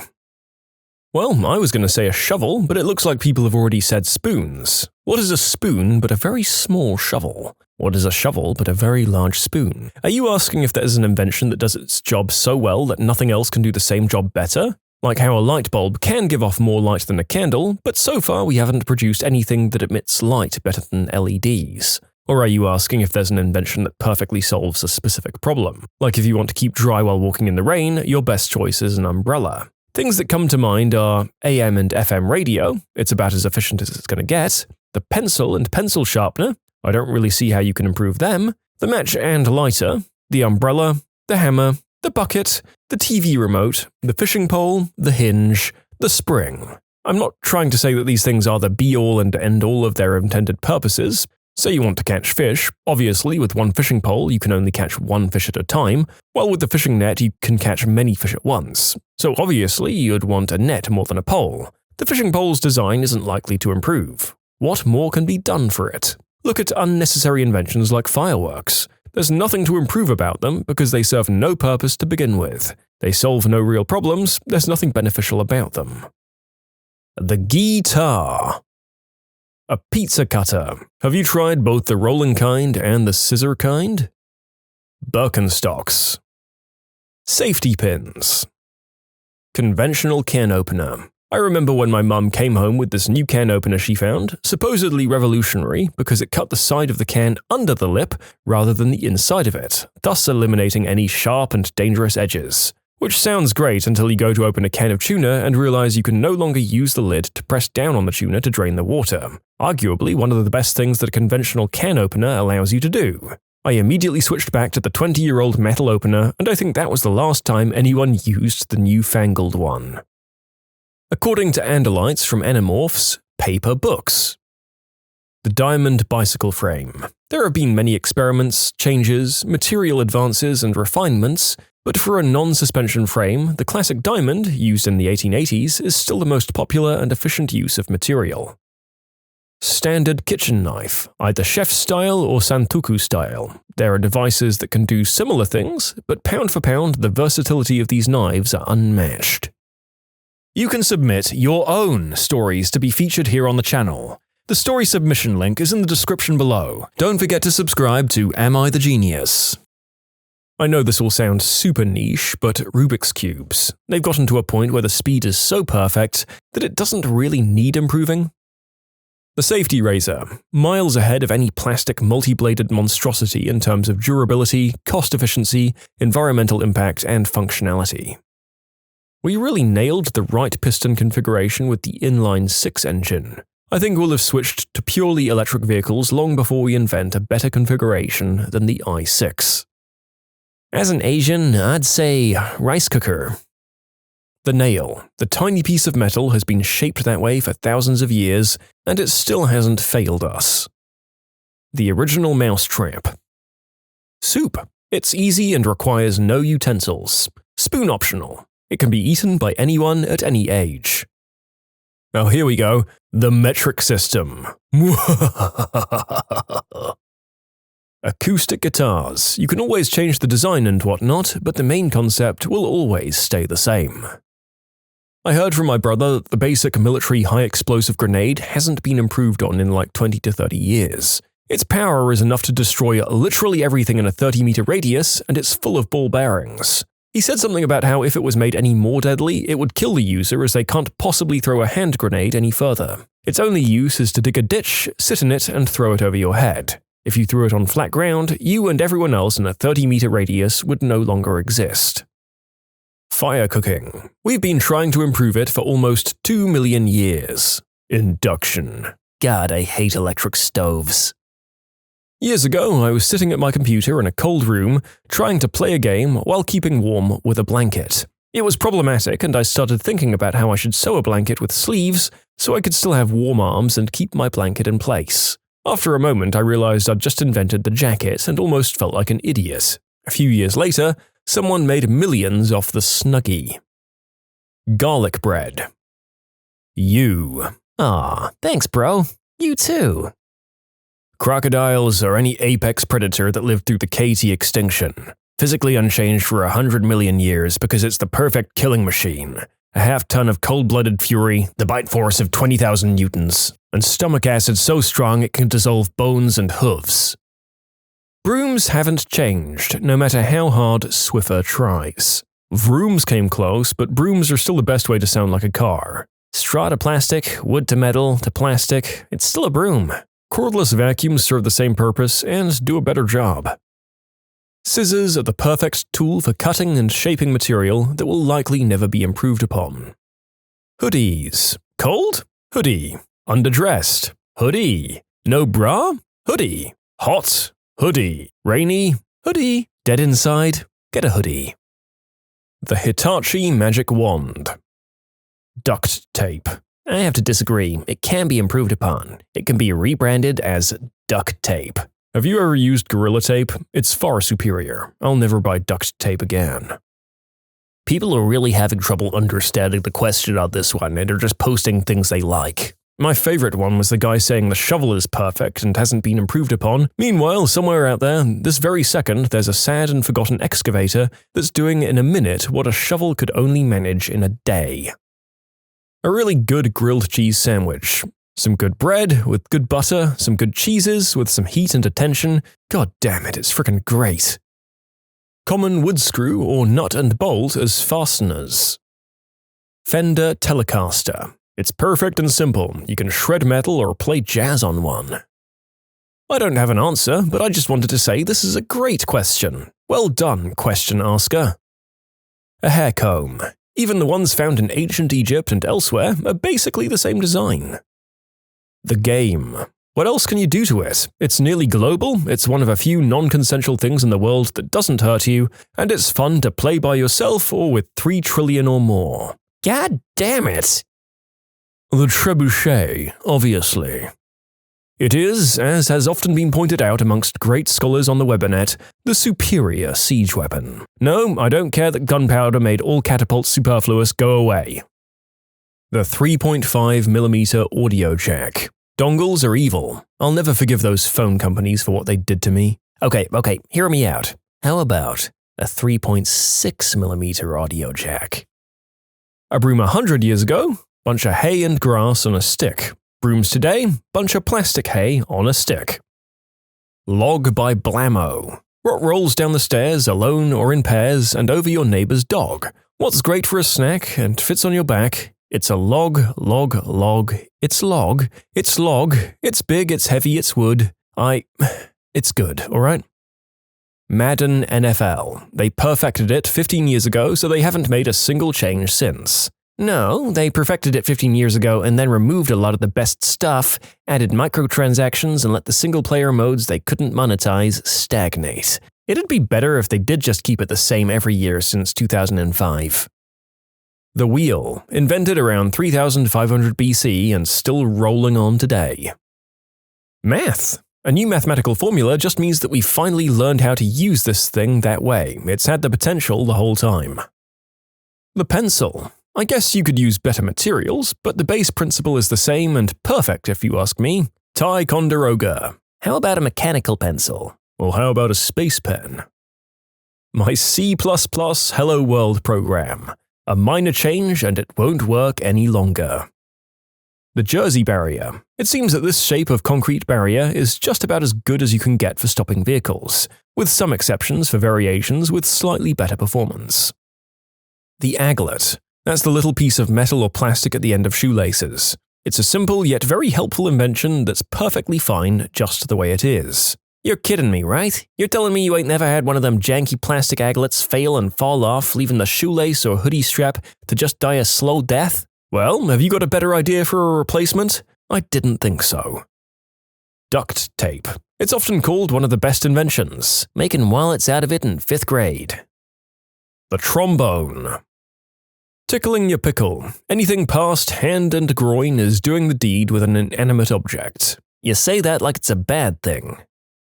The Shure SM58. Garlic bread grilled cheese. A waiter's corkscrew. The small, sturdy, double-hinged kind that can fit in your pocket. It doesn't have to be anything fancy. The standard variety has an ergonomic, solid feel, and the little flip blade makes a great box cutter. It's like an impromptu multi-tool. It takes about 30 seconds to learn how swiftly and elegantly uncork a bottle, even while standing blindfolded. They blow all of the other corkscrews out of the water, and it always makes me wonder why people keep trying to reinvent the wheel. The clunky rabbit ear ones or battery-operated monstrosities are just so unnecessary. Zippo lighters. The company was founded in 1932, and the original design has only had super minor changes over the years. And if your Zippo ever needs a repair, they charge you a penny, which they also give you. I've had mine for 25 years or so. The compass. Micro SD. Stop with the size, guys, you did it. I mean, sure, add more storage, but you found the size profile bedrock. No smaller, no thinner. Victory. We can improve it. We have the technology. Smaller, thinner, invisible, the $6 million misplaced memory card. Toilet paper. Bidets are the future, I think you'll find. The doorknob. It wasn't invented until 1878, though. Lever handles are more accessible. Vice grip. The A10 Warthog. How are you going to improve a giant death dispenser with a plane tacked onto it? You could add Bluetooth? I don't know, because it's probably classified, but I bet that plane's computers need a UI update. I've wondered how we managed to get traffic markings as effective as they are on the first try. I can't even remember ever seeing anything different from what we have today. Hint? It took a lot of tries. We didn't remotely get it right on the first one. Driving a car 100 or more years ago was some hot bullcrap with how few rules and signs we had back then, and how much of a lunatic everyone who drove was. A lot of people had to die in vehicular accidents to get the rules and signs we have now. Ice cream. It comes in so many different flavors, and it's such a mood booster. The AC motor. The Teslas driving around now have basically the same motor that Nikola Tesla invented, but with modern manufacturing methods. The bread bag plastic clip.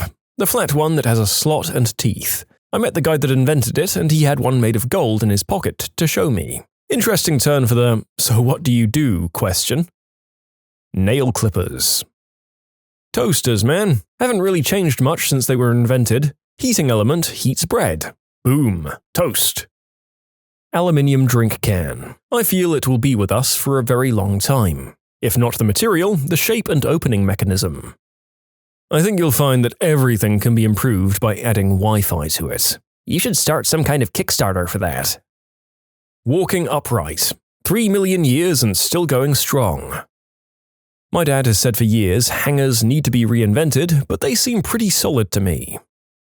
The hammer. The absolute tool of perfection for rapid transfer of force within a very short amount of time. There is nothing to improve upon. The zipper. How about aspirin? That's pretty good. Ticonderoga Tri-Write pencils. The table. It would be hard to improve a table. Deck of cards. A card that has barely changed in over 100 years. The Skoda Yeti. It's so good that they stopped producing it. Umbrellas? I don't see what you could do to improve upon it aside from changing the size, and that doesn't really count. From friendly squad to horror story. What creepy stalkers have you met online gaming?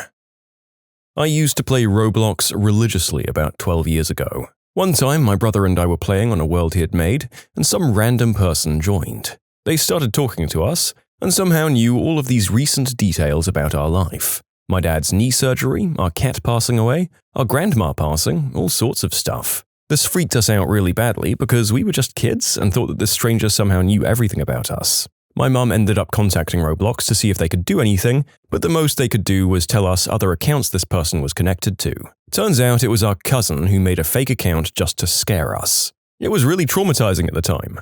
All of his accounts ended up getting banned because it apparently stalked people to whatever world they joined, just to annoy them and freak them out.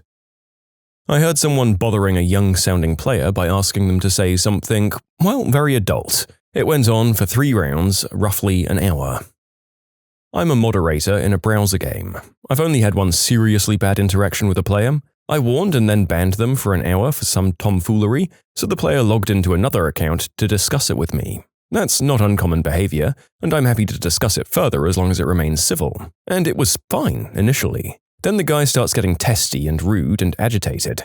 Then he types my first name and some unknown surname with a question mark. Then again with a different surname. This guy's trying to figure out who I am in real life. It took me a little bit to realize what was happening, and it scared the crap out of me. I told one of the other admins, and the guy was promptly permabanned. He later told one of the admins he was only doing it to put a face to the name so he could more calmly discuss it. Even if that is true, I do not give an F. Get away from me forever.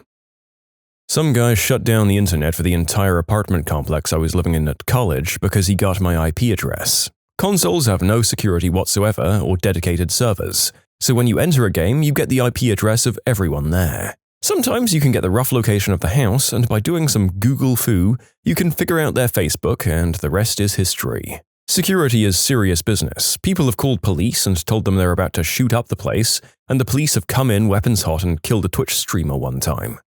Wait, what? Console games don't have dedicated servers? That's insane. Consoles in general? You'll also notice that I'm completely unsurprised that the police ran into a domestic apartment and blew up an innocent person. Sad that that's not at all implausible. I'm a female gamer, and I used my mic during an online FPS to give call-outs to my team. One guy on the team straight up threatened to R-word me in the most casual way possible, simply because I spoke and was female. I'm not gonna lie, that sounds like a Rainbow Six Siege kind of thing. I haven't had any, but my wife and I made some friends playing Halo, and she got to know them pretty well. We'd log on most nights and shoot the crap while shooting crap. One day, while she was playing with one of these guys, they start talking about relationships and stuff, as well as their bedroom lives. To my wife, it doesn't seem like a weird conversation. The guy does say he's lonely because he's been single for a while, but generally speaking, they're not really saying anything inappropriate or particularly dirty. A little while later, he confesses to her that he whacked the mule while she was talking and asked if that bothered her. Her initial reaction was that it was a bit weird, but she sympathized with him and wasn't going to hold it against him. But a few hours later, when I got home from work, she had really started to be bothered by it and wanted to unfriend and block the guy, but also felt bad about it because she didn't really feel justified, especially since she had already sort of forgiven him, but she didn't feel comfortable with the idea of talking to him again. After agonizing about it for a while, she decided to block him and try to forget about it. I think that day we both learned that you really do have to curate your online experience, and there's no reason not to cut ties with people who cross a line. You don't owe these people anything. But it was really weird how this guy kind of violated her trust, and she still somehow felt like the bad guy for not wanting to be his friend anymore. Okay, so when I was playing Minecraft with some friends, I offhandedly mentioned that I was hungry. One guy who I didn't know but seemed relatively normal at the time said, "A pizza is on its way to your house." I immediately checked back in chat because I didn't remember typing up my address, let alone giving it to someone I didn't know personally. I acted normal and kept playing. 30 minutes later, a pizza arrived at my door, already paid for. I immediately told all of my friends to watch out for him since he had somehow gotten my address. I have not heard or spoken to him in a couple of years. However, I'm still somewhat cautious about giving out any information that may pin down my location. This one guy claimed to be an adult film star. Kept joining all of my StarCraft games, asking questions he shouldn't have been asking a 14-year-old boy. This went on for a few days until, if I remember right, I changed my Battle.net tag to dodge the creepy old weirdo for good. Heard weapon shots, then a couple of guys arguing, and then silence. Then the player was kicked for inactivity. We couldn't call the cops, we didn't even know where to start. They could have been anywhere in the US or Canada. Also, I was like 14, so I was just mad about the loud noises and didn't even process what I'd heard until like an hour later. For others' future reference, often the best thing to do in this situation is contact the company that runs the game. They'll usually put a bit of effort in to try and use the person's PII to try and contact the local authorities. Not really a creepy encounter per se, but certainly a life-changing one. When I was playing Rocket League on Xbox over voice chat, the guy I was playing, who sounded like he was between 17 to 18 years old, started just cussing me out before I even hit the ball. I just assumed he was having a really bad day, so I went about the game and ended up winning. This guy got really upset, and I mean real upset. He started crying, and I kind of felt bad, so I invited him to my party to see what was going on with him.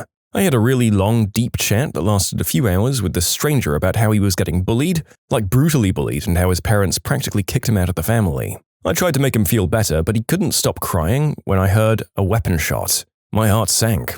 I thought this guy had just ended things, but he didn't. He said that his thoughts were extremely dark, and ending things felt like the best option, but said that talking to me made him feel the tiniest bit better just to stop himself from doing the unthinkable. That made me cry, so now we were both crying. I friended him and we talked every day until things started getting brighter for him. I told him to talk to his family and try to straighten things out, and it worked. He left his headset on so I could hear the whole 3 hours of him making up with his family, and he moved school where he made better friends who are really nice people. I ended up friending them too. As a thank you to me for stopping him from cutting life's great journey short, he offered to buy me something, but I rejected his offer. I didn't help him for material gain, I helped him so that he'd make it to his adult life. That got really emotional for me just typing that, but that was my weirdest yet best encounter with a person online. I play a female character in World of Warcraft because the male Pandaren are goofy looking and I wasn't going to play another race for a monk, obviously. And the flirting. Oh god, the flirting. Listen, most female avatars are just male players. That goes for any game. Secondly, nobody's going to marry some night elf they met at a random battleground, especially one who refers to them as "Belady" and tries to heal them instead of their dying teammates. Yeah, the worst experience was by far trying to win a game while some man kept flirting and neglecting from doing any real healing. Keep that crap in Moonguard, man. Come play Helldivers with us. At the time of writing, the community is still about 80% non-toxic. Although I am writing this prior to the game becoming available on Xbox, so we'll see how it goes once the Halo crowd jump on board. Oh, come on, you Microsoft jockeys. I'm just yanking your freedom organ. Not sure if I'd say creepy, but definitely weird. A few years back when GTA first came out, I had a group of friends I played with daily. One day we match-made for some death matches or races or something, I don't remember, but we decided to invite the people we matched with to an Xbox Live party. We all played for a few hours, added each other, and then went to bed.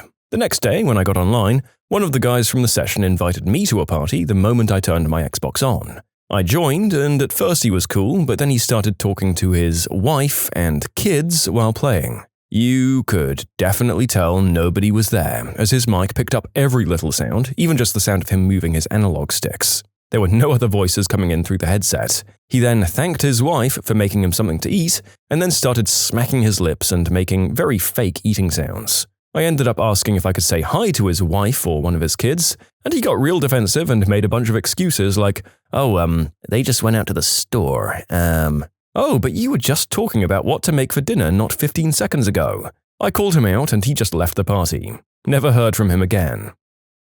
I got called by my real name. Nobody on that server had any business knowing it. I was not playing with my friends. I had the same thing. I have no idea how they figured it out. They also said they were going to come get me, which made it even worse. Oh, I frickin' got this. Was playing the original Rust. It was middle of the night in the game, and on one of the builds where night was frickin' pitch black. I was in this small network of abandoned houses, about 4 stories up, when I hear something.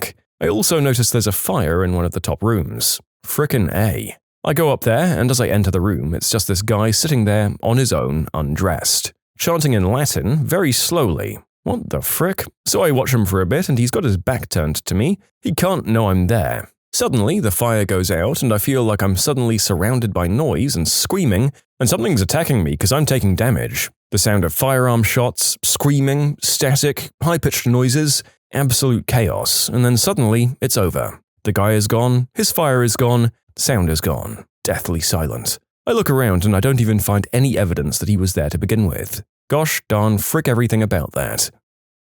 You can submit your own stories to be featured here on the channel. The story submission link is in the description below. Don't forget to subscribe to Am I the Genius?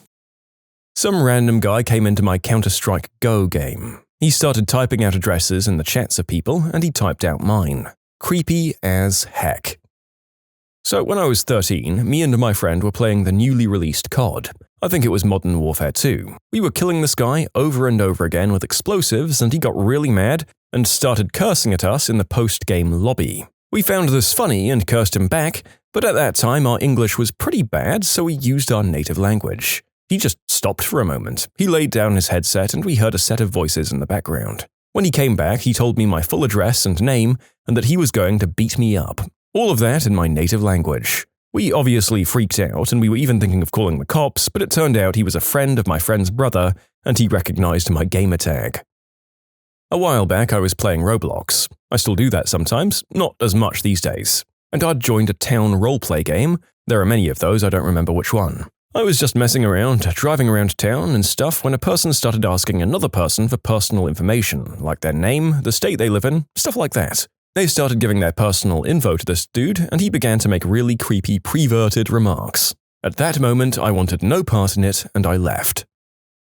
Female gamer here, so I've encountered almost all kinds of creeps. One of the most memorable was a guy who we'll call Kevin, who played a few games of Modern Warfare 3 with me and a couple of friends. Kevin became so infatuated by the sound of my voice that he wouldn't play with our group unless I was there and actively talking. Eventually, he wanted to play games with only me and nobody else.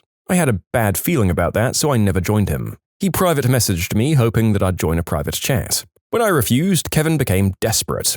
Any game I was playing by myself, he wanted to join. When I logged onto my console, he'd message me almost immediately. He wanted to hear my voice on the mic so badly that he even offered to buy me some online games if I talked to him for a few minutes. He got upset when I refused him again. His attitude changed and he turned into a huge butthole. All of a sudden, me being his hopeful love interest was demoted to different words for women who do things for money, occasionally punctuated by the correct term for a female dog.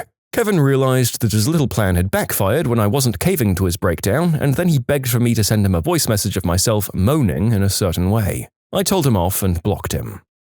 These people, man. First they seem to message girls promising money or goods in return for certain favors, and then when girls refuse to do that, they then call them working girls and other insults implying that they take money or goods in return for certain favors. The dissonance is real, man. And why is it always the Kevins? I know that was an example name, but if you know, you know. Once upon a time, while playing Duck Game, I got into a lobby with 4 people. One of them left after 2 rounds, and there was only me, the host, and that player that I'll be talking about. It was a standard match, nothing out of the bounds of normality until, well, let's say that the guy we're talking about didn't play at all. He was just standing in place and writing strange messages, some of which I'll describe later. He had a dinosaur hat and did nothing but tell strange things in the chat. He said anything he could say. He talked about some stories that his grandmother had told him. He talked about a man who stole his father's car. I can clearly remember the message that caught me the most off guard out of all the things he wrote. A man stole my father's car, my family was in grief because we cannot get other car. It seems like he was poor and a bit illiterate. But not to worry, this man will never steal cars from other people ever again. He met him. When the match ended, he said that his grandmother told him that the end was nigh and everything would soon be okay, nothing to worry about. And then he left. I was concerned about his words, stunned, and I met him later that day in another lobby. I asked what he was talking about the last time we'd met. Here's just a string of his messages. Yes, you are right. The end is coming. My grandmother never lies. 27th of November. Soon my words will come true. And with that, I will eradicate from current existence. And then the guy left the lobby. That was by far the most creepy encounter of mine. Multiple years ago by now, but I still freak out every November 27th. I befriended a guy in Neverwinter when I was in high school, and I played daily with a great guild. He was a little weird and he tried to hit on me, but I shut it down mostly since I wasn't interested and also had a boyfriend. He ended up joining my guild, and after making moves on me again, and me telling him to stop again, or that would be the end of our friendship, he finally quietened down. We were in different channels. This was TeamSpeak 3, and I got a message from someone that he was popping off in the main channel about how I was a terrible person, with the usual suite of comments used against female players. Just a huge rant in text about how I should be kicked from the guild, and my friends shouldn't talk to me anymore. At this point, he'd been there for maybe 2 weeks, and I'd been there for almost a year. I got screenshots, and 2 other people also got them. Within 10 minutes, during which he ranted the entire time, he got permanently removed from the guild and was blocked by most people online. I was 12 or 13 at the time, playing RuneScape in the early mid-2000s. Always used a guy avatar. I'm a girl, by the way. This low-level lady avatar asked me for some bronze armor, and I was like, okay, and I even smithed some weapons for her too. Then she says, let's go to bed, and I was like, nope, and I logged out. I said on microphone, ugh, that idiot shottied me before I could see him. Random guy then chimes in, I'd shotty you in the butt, baby. It sounded like a 12-year-old. I laughed, muted him, and went on with my game. The creepy part was when he messaged me a 4-hour paragraph-long fanfiction of us doing the deed, including him shottying my butt with his 12-inch mega dong. Kids these days are special kind of crazy sometimes. Obviously, I reported him and went on with my day, but what the frick, dude? I just wanted to murder virtual people for a few hours in peace. So this one dark, stormy night on Ark Survival Evolved, me, along with 2 others, settled in a stone home with no door. One of my friends had a pistol with 4 rounds. We heard a noise outside, we were in the jungle in pitch darkness, and my friend takes a look outside, and all I could see was the flashes of small arms fire, and then his mic went silent. My second friend tried to run, but fell off a cliff. I ran outside and proned in a bush, and the lightning from the storm showed me the monster trying to kill us. It was a tall, skinny black character with a spear and no clothing. We decided to go on another game later that day.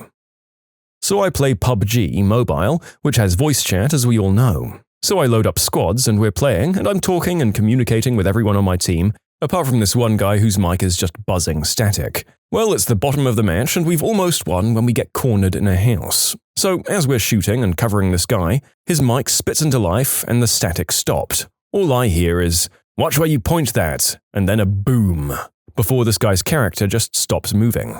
Well, we lost the round, but I can't help but wonder what the frick happened. I mean, it was probably him just dropping the mic, right? Yeah, that's what happened. I mean, I know that there's a real serious implication here, but it does seem equally or more likely to me that it was a prank or something on you guys. I really hope so. Also, love that even with this possibility of an actual life team member death, you just kept playing. Maybe I would have done the same. When playing GTA with a friend, a random person connected to our room.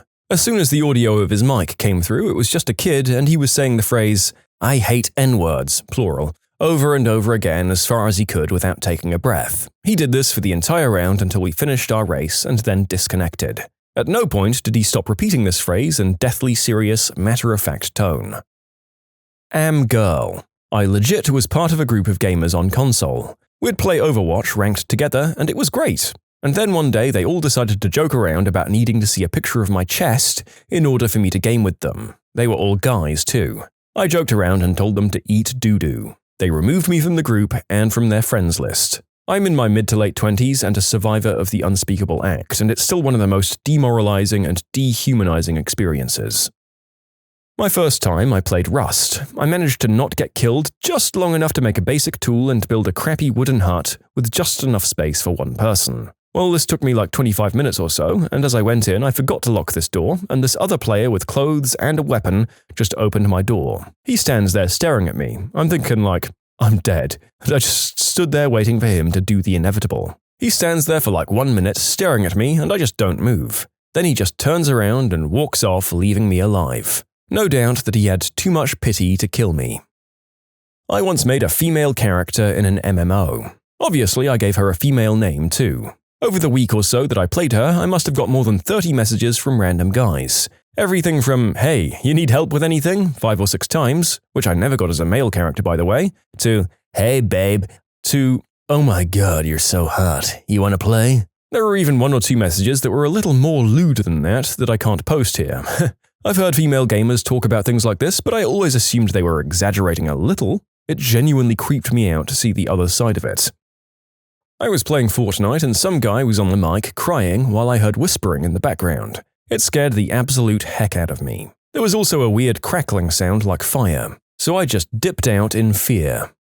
100% legal, 0% normal. What psychopath behaviors will freak people out?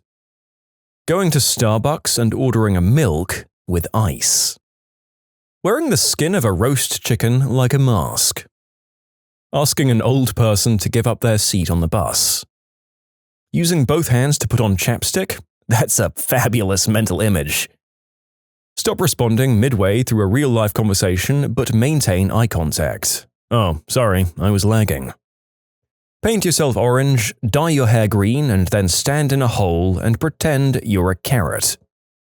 Pulling your pants and underwear all the way down to pee at a men's urinal. I knew a kid in elementary school who did this. Normally, he'd use the stalls, but one time he did it at the urinal and yelled, "Oops, I'm not in the stall," and then turned and made and held eye contact when I looked because he yelled. "How long do you take to pee?" "Oh, the peeing is fast, Oscar. It's getting my tie back on." Wearing a wedding gown to somebody else's wedding. Eating in public without using your hands at all. Wait, you mean just like face first? Eating a banana with the skin on. Cue the angry Sea of Thieves sounds. How about working out in a suit? I had a classmate who did phys ed as well as everything else in a suit. He only had suits, about 20 times the very same outfit, including shoes and ties. Offering candies to kids in a van with homemade logos. I drive an unlettered black van that's in rough shape. I can never stop at a lemonade stand, and it makes me sad. Standing next to somebody at a urinal even when there's a spot open at the opposite end of the row. Like, "Oh wow, you only use one hand to hold it. I use both. Wild. Well, see you tomorrow." Instead of holding the door open, especially at a restaurant with dual double doors, you close them right after you enter or exit the building. The place where I work had an incident recently where someone came into the building, found an unlocked office and stole some stuff. So they sent out an email saying, "Don't let people follow you in." Pretty standard advice that everyone ignores. This isn't a secure complex of any kind. You need a swipe card to open the outer doors, but there's no security. I was coming back from lunch and a lady in front of me swiped in, opened the door, and then firmly closed it behind her. You know what? I'm going to say that as rude as that is, I'll now consider this a valid thing. And if someone explains to me why they were locking me out, I feel like there isn't much you can reasonably do to protest. It doesn't mean that it won't happen to a high-level exec, who'll then get someone fired just for following protocol. Trimming your lawn with scissors. Like, calm down, Bob, I haven't even mown mine in 3 months. My boss used to apply lip balm while making firm eye contact with me at the end of the day. Wait, isn't the real question, why did you make eye contact with him every day at this time? Eating unwrapped food from inside your pockets. I was on a road trip with my cousin, and probably 30 minutes after we were on the road, he pulls out a perfect slice of pepperoni pizza from his pocket. It looked like it was out of a commercial. One of the politicians in our country bit into a hot dog sideways and in the middle, like a sandwich. I was serving a very green Chinese businessman at the pub, and he ordered a burger, and after a few seconds of sizing it up, he stabbed it in the center with his fork and started eating it like a candy apple. I asked him if he was okay, and he shrugged and said, "Sorry, I haven't figured out how to eat these yet." Standing silently along a forest road. I once did that in the moonlight while taking out the trash. I turned off my light and just enjoyed the serene night. Then I heard rustling in the bush, and my LED light just frickin' died. It hasn't worked since, but yeah, nice. Writing an S from the bottom up. You know, I've seen some pretty messed up stuff in these answers, but this one genuinely made me stop. Casually eating a stick of butter during a business meeting. Eating a stick of butter anywhere looks like a psychopath to me. Putting your shoes on before the pants. Skinny jeans wearers are in shambles, I tell ya.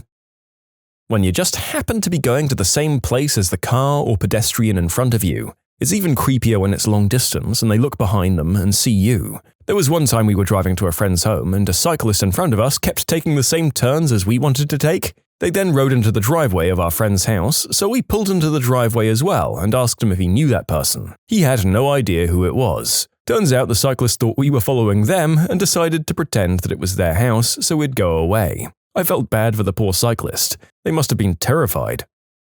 Brushing your teeth in public. My husband had a weird, eccentric uncle that we didn't know well, and he was some hotshot rich dentist. We were following behind him on the way to a family wedding reception from the church, and we saw him doing something weird in his rearview mirror. Then watched him open his car door and spit out a bunch of white fluid like an android from Alien.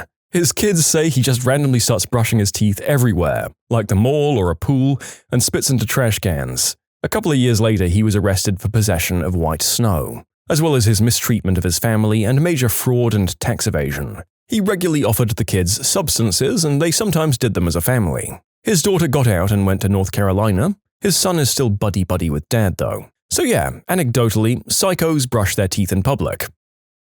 Vacuuming your yard. Great chemical-free way to keep dandelions from spreading. Wait, is this an actual thing that people do? While shopping, pulling what you want out of other people's carts before they buy them. I did this by accident because I mistook it for a cart an employee was using to put stuff on the shelf. I saw a whole cart of socks and I needed them, but they didn't have the type I needed on the shelf, because an old man was apparently buying them all. Sending orange juice and coffee to random people in a restaurant at dinner. And when they look over, you give them a little salute and a knowing smile. Using your knife and fork to slice each French fry into small, dainty pieces. Walking around in public with a glass of water from home. People will be asking, hey, what's with the water? I bought it from home, so legally it's mine and you can't have any. A manager I once had been reading a How to Manage People book, which ended up with him telling me I was doing a good job, shaking my hand normally and then just standing still for 30 seconds, still holding my hand in complete silence, staring directly into my eyes. Was supposed to be a reassuring show of dominance or some such thing, but it was just weird and creepy. So how's the paper sales industry treating you? Entering an elevator full of people and not turning to face the door, and then exit by walking backwards, right? Tooting and deeply inhaling it in public. Deeply inhaling other people's toots in public is worse, though. Eating people meat. It's not illegal in 49 states, but you can't kill a person or desecrate a corpse. But you can buy human parts under research, and as long as you're not buying organs for transplant, which is highly illegal, you can serve it to others and even do it in front of the cops. Not that I'd recommend that, but legally you can. It's apparently really tasty, as one guy apparently cut off his foot and turned it into tacos. Upon further review of the rules and other answers, I think this one wins. Going out to the gym or something and using a Hershey's syrup bottle as a water bottle. A friend did that with a bright yellow mustard bottle while running 10Ks for charity. People were so concerned they asked a cop to talk to him. Dressing like a penguin and walking on 4 legs. Wearing your underwear over your pants. Wearing a wedding gown everywhere. And I mean everywhere. I had a classmate who'd wear hers to really hard exams. She said she loved the way she looked in it and it made her feel great about herself, so she'd wear it as a motivational boost. It was a little weird, but really fun. Doing yard work at night. I mean, that's serial killer activity, right? My ride-on mower has headlights on it and it honestly creeps me out to think of someone mowing at night. Staring at people in public. It's not illegal, but you could still find yourself to be in trouble. Not making any attempts to dry your hands after washing them. Imagine shaking hands and the other person's hand is just dripping wet. I lived in China for several years. The men clear their throats really loudly and spit, like all the time, everywhere. Even in decent sit-down restaurants, the men will spit on the floor. It's so normal, the waitstaff are in the habit of putting newspapers down on the floor for groups of men who are there to eat, drink, socialize, and, yes, spit. I can put up with a lot, but that's one thing that got me every time. I know it's not my culture, I just found it frickin' vile. Putting vinegar on mac and cheese. I need to know why anyone thought that was a good idea. Carrying around a blow-up doll that you claim to be married to. My dog attacked a bird and I fell to my knees Braveheart style, screaming, "No!" I looked up and my neighbor was standing outside drinking his coffee watching the whole thing. I said, "He ate a bird." The neighbor said nothing, sipped his coffee and eventually walked back into his house. I was unraveled by the whole situation, but when I went inside, the first thing I said was, "Well, that neighbor's a frickin' psychopath." Taking the escalator facing the opposite way, and I mean as an adult. Believe me, I used to run up and down escalators all the time or just walk on the end like a treadmill when no one was watching as a kid, and I thought I was really cool. I'm going to one-up you there and bring up something I've seen, admittedly only in the homes of very old British people: fully carpeted bathrooms. I mean, that's already a danger that surely only becomes more pressing as your control of your bodily functions waxes and wanes with age. Sitting on a park bench, opening a jar of mayonnaise and furiously eating the contents with just your bare hands. Excuse me, furiously? What other way is there to eat mayonnaise with your bare hands? How about sensually? Screaming in public at nothing except the existential dread you're feeling. So yeah, maybe pre-2020. Post-2020, if I see someone screaming in public, I calmly walk over to them and I scream too. You can submit your own stories to be featured here on the channel. The story submission link is in the description below. Don't forget to subscribe to Am I the Genius? Blasting Highway to Hell during a funeral. My dad had this as a ringtone since it's one of his favorite songs. He works for a small family business, so he and the other employees were invited to his boss's mother's funeral. Accidentally forgot to set his phone on silent and he got a call, so the song starts blasting during the service. Thankfully, everyone thought this was funny. Licking doorknobs. Bringing food to a restaurant. It's not illegal, but the restaurant can and most likely will kick you out. Not leaving a one-booth space in a public urinal. A few years ago, my next-door neighbor was very fond of an after-work, late-afternoon gin and tonic. One afternoon, he poured himself a good slug of gin and realized he had no tonic. So the neighborhood was treated to the sight of him clutching his glass of gin, going from door to door asking for tonic water. You know, I wouldn't want to live in the kind of neighborhood where I'd be looked down upon for borrowing a splash of tonic from a neighbor. In Florida, of course, it's completely legal to walk around carrying a fully kitted-out automatic firearm as long as you're also carrying a fishing pole. As someone from Australia, you frickin' what, mate? Tinfoil hats, unless you're also wearing a monocle, at which point it somehow crosses over to making you seem really interesting. Framing photos of yourself. Honestly, after years of hating myself, I think I deserve a little vanity. I let my husband pick which family photos he wanted to have printed and framed. I was expecting my dad, who'd passed away, our son, a family picture of the two of us. Nope, it was all me. That man had 25 pictures of me blown up and professionally framed and hung them up all over our house. And he will not let me take them down because he says they're all so beautiful. It's deeply embarrassing. Asking for water at a restaurant in a bowl on the floor and then lapping it up. I'd like a single plum, floating in perfume, served in a man's hat. Calling yourself Lord Lady Slayer on Reddit. Being a Scientologist. P.S. I am not a Scientologist. Eating ketchup with a spoon. Biting into the Kit Kat without breaking it in half. To clarify, I do this and I get weird looks. How about breaking the Kit Kat perpendicular to the grooves? Unbuckling your belt in public.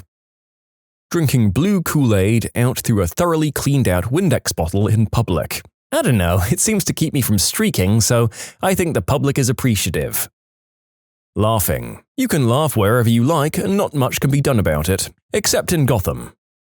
I once parked in a car park, opened my car boot to get a tape measure out. I was at a hardware store for carpet runners. It was Sunday and I was ripping up carpets at home, sanding back the floorboards and staining them, when I found myself being yelled at by a lady who thought I'd taken her spot. She suddenly stopped, her eyes went very wide and she backed away before marching quickly back to her car. I was a bit surprised by all of this. I looked into my open car boot, that's the trunk for you Americans, across the plastic sheeting that I was taking to the tip, a box of face masks, loose zip ties. My day job involved network cabling, Stanley knives, and various tools. The best part was I'd been staining the floorboards and the plastic sheeting was covered in blotches of red stain. That poor woman must have thought I was some kind of serial killer. Wearing Halloween costumes as your everyday wear. Mowing your yard at night. I mean, he had his headlights on and that's what they're there for, right? It's been 20 years and the neighbors still talk about that guy. Mixing water and peanut butter to make it drinkable. You sick son of a bee. Microwaving your ice cream. It's not my fault your freezer is set to absolute zero, Mum. Either get a fridge that works or get off my butt. using a pumice stone on your feet until you have a little pile of footskin dust, then putting it in a small jar and displaying it in your living room trinket shrine and calling it your foot soot. Walking around barefoot in the winter. Going for a walk at 3 a.m., trying to explain to the police that you're just out enjoying a walk at night and watching them scratch their heads trying to figure out what crime you committed or are about to commit.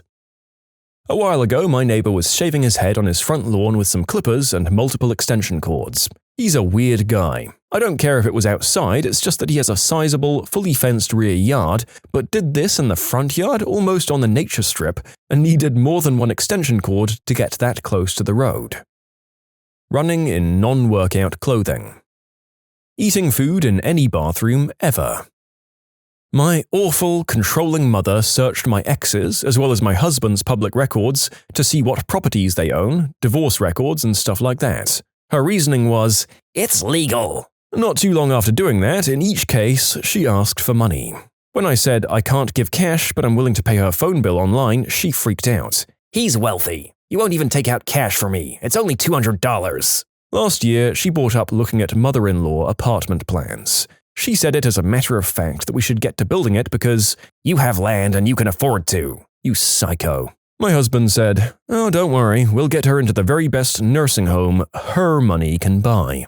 In short, digging through public records of your kids' partners because it's legal, and then using that info in arguments. You should buy a burial plot and show her the paperwork. Say, "Don't worry, we've got a place picked out just for you." Wiping before you go number 2. What's the point of this? Warm up the old race car track? Cutting your grass with a scythe. Virgin lawnmower fan versus Chad scythe enjoyer. Eating condiments as a meal by themselves. 1 cup of your finest ranch, please. Going through grocery store checkout with an hour's worth of coupons for your cashier to process. Just staring into the front of businesses but never going inside or moving. I mean, that would be loitering. It's actually illegal in many places. Picking your nose in public. Tooting everywhere, all the time in front of everybody, and then asking said person how it smells. A friend of mine is famous for crop dusting. 1 minute he's beside you, then gone, and then the smell hits and everyone looks at you. I will say that it's hard to avoid committing that second unwitting crime if you just have constant unavoidable gas at all times. But yes, asking someone how it smells is both legal and absolutely abhorrent.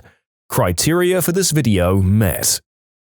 Laughing when someone dies. Oh God!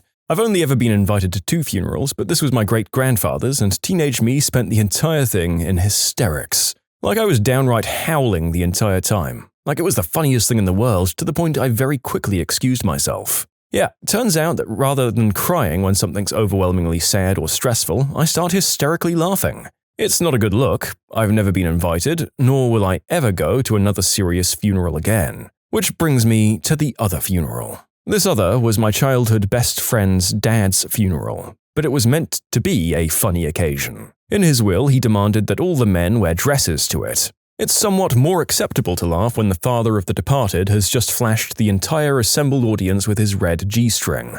That was a weird funeral. Laying off 30% of the workforce, but then giving yourself a multi-million-dollar bonus. Having the head of your bed separated from the wall in the middle of the bedroom. Nope, this gives one more direction the monster can grab you from. Buying toy dolls and pretending that they're your real babies. Speakerphone conversation on the bus.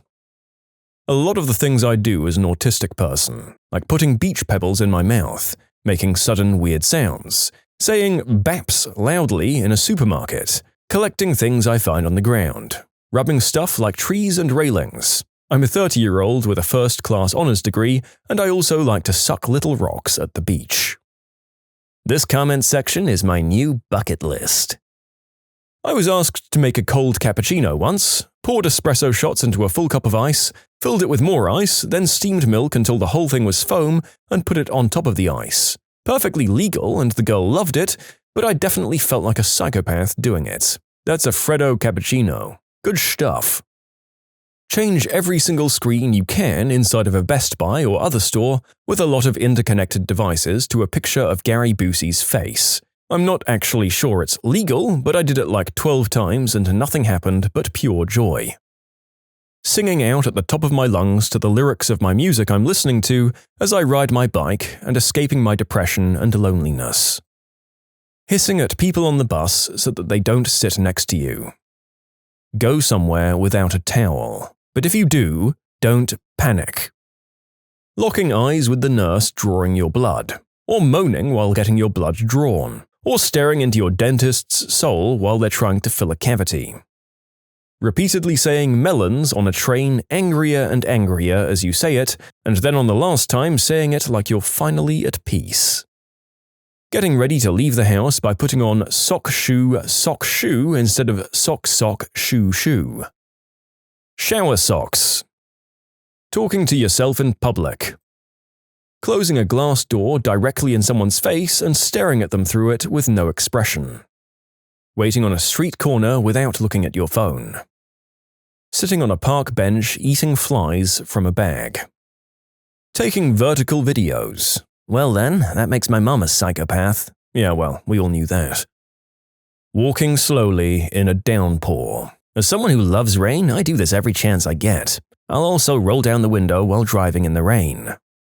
From Zen master to rage monster. What happened when a patient man finally snapped?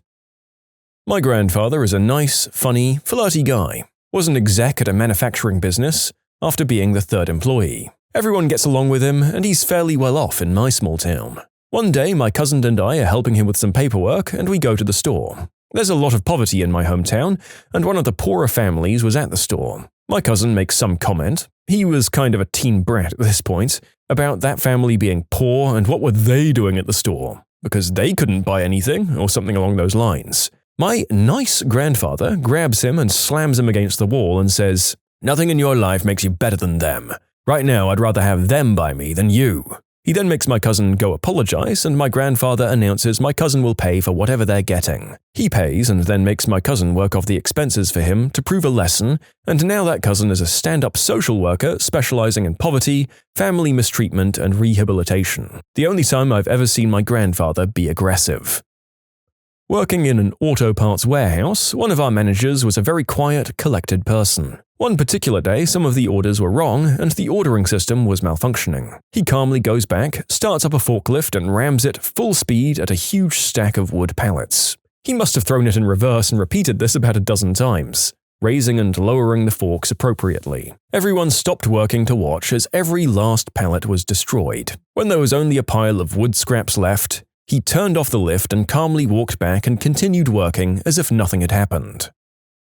My father, who had a legendary temper and never lost it in front of me, was sued for malpractice by this insane patient and the epitome of the ambulance-chasing lawyer. We were in the car, and we saw the lawyer, and my father said, very evenly, although boiling with rage, "If you weren't in this car, I'd crash it right into that piece of crap motherfricker." Even today, 40 years later, I believe he would have done it. That was scary. Gym class in high school. The quiet, nerdy kid kept getting picked on during dodgeball. One jerk kept hitting him with balls even though he was already out. The quiet kid wasn't tiny, he was about average-sized, maybe a little taller. He eventually lost his temper, ran across the court, and literally delivered a double-handed choke slam to the jerk. Being a bunch of teenage boys, we all lost our minds cheering him on.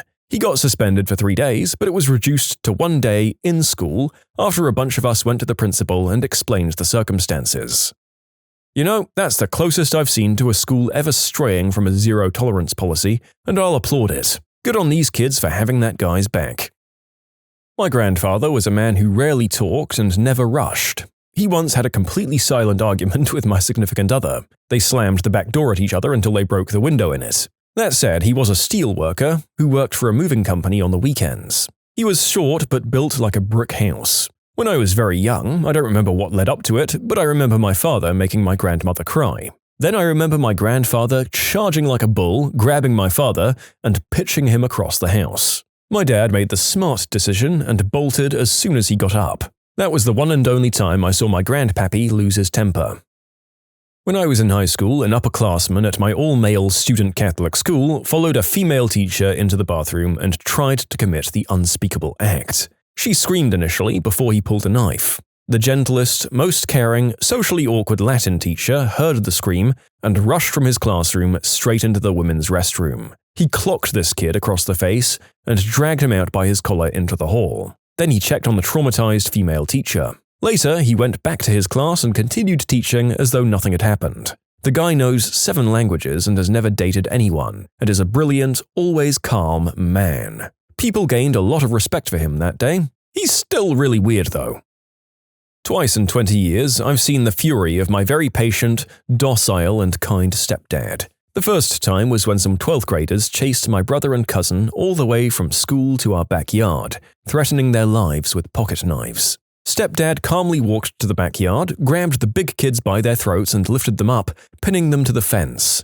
"Stay the hell away from my kids," was all he said, in a calm, teeth-biting kind of way. Those kids booked it faster than I've ever seen anyone run and never bugged my brother or my cousin again. Then we all went inside and made burgers. The second time was in my angsty pre-teen years when I called my mother the B word. He turned at me and I've never been so scared in my life. This time he was red with rage and screamed at me until I was backed up against our bar counter, shielding myself with the bar stool legs. The second he backed off slightly, I booked it into my bedroom and barricaded myself in with all the furniture I could find. Didn't come out for a solid day until I got up the courage to apologize. But he's a teddy bear, normally. Pretty sharp teeth on that teddy bear.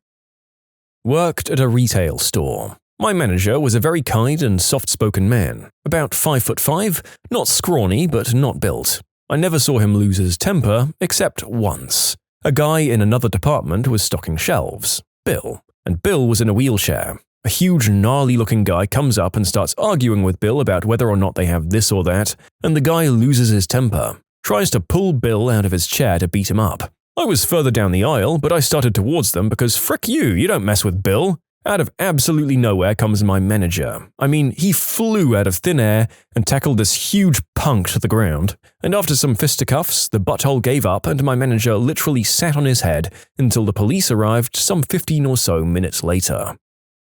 My dad, about a decade ago while I was in high school. We lived on a hill, and if you go down the hill, it leads into the main part of town where all the shops and stuff are. And if you go up, over the other side, it's where a lot of the bars and clubs are. It's quicker to go over than around, obviously. Back then, my parents each had a car instead of sharing one, and only one space in the garage, and drunk idiots were constantly damaging my mum's car. Well, one day Dad happened to have a day off fall on his weekend, and he could hear a group of very drunk people walking up the road. His little office or computer room is at the very front of the house, so he gets up, goes out the front door, and just waits near the front lawn watching. They're being loud and pushing each other around. Mum's worried as heck and comes to get me because she doesn't want him to get hurt by some drunk idiot. And I go out to see what he's doing.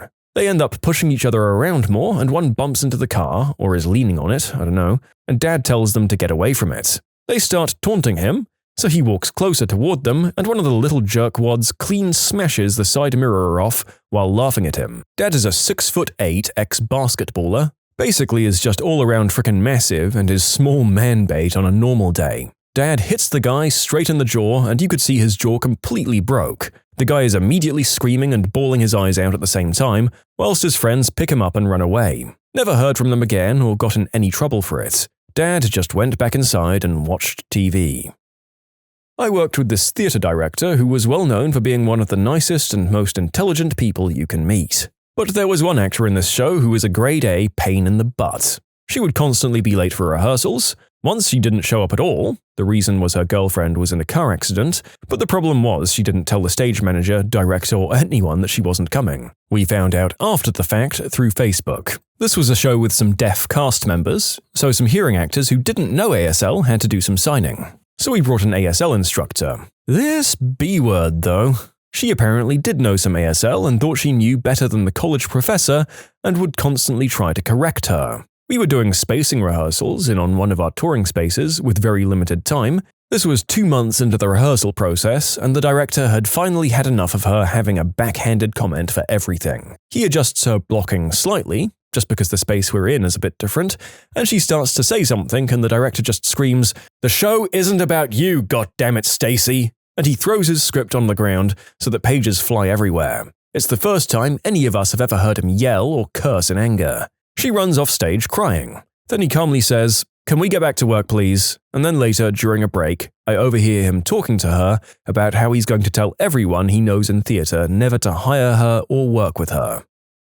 I've met any number of fellow actors like this. There's a reason we meet most of them early in their theatrical careers, because if they keep up that behavior, they do not last. Some of them do eventually make it and become Edward Norton, though. My uncle is the most peaceful person I know. He's essentially a living version of what would happen if you combined General Iroh, Bob Ross, and Dr. Dolittle.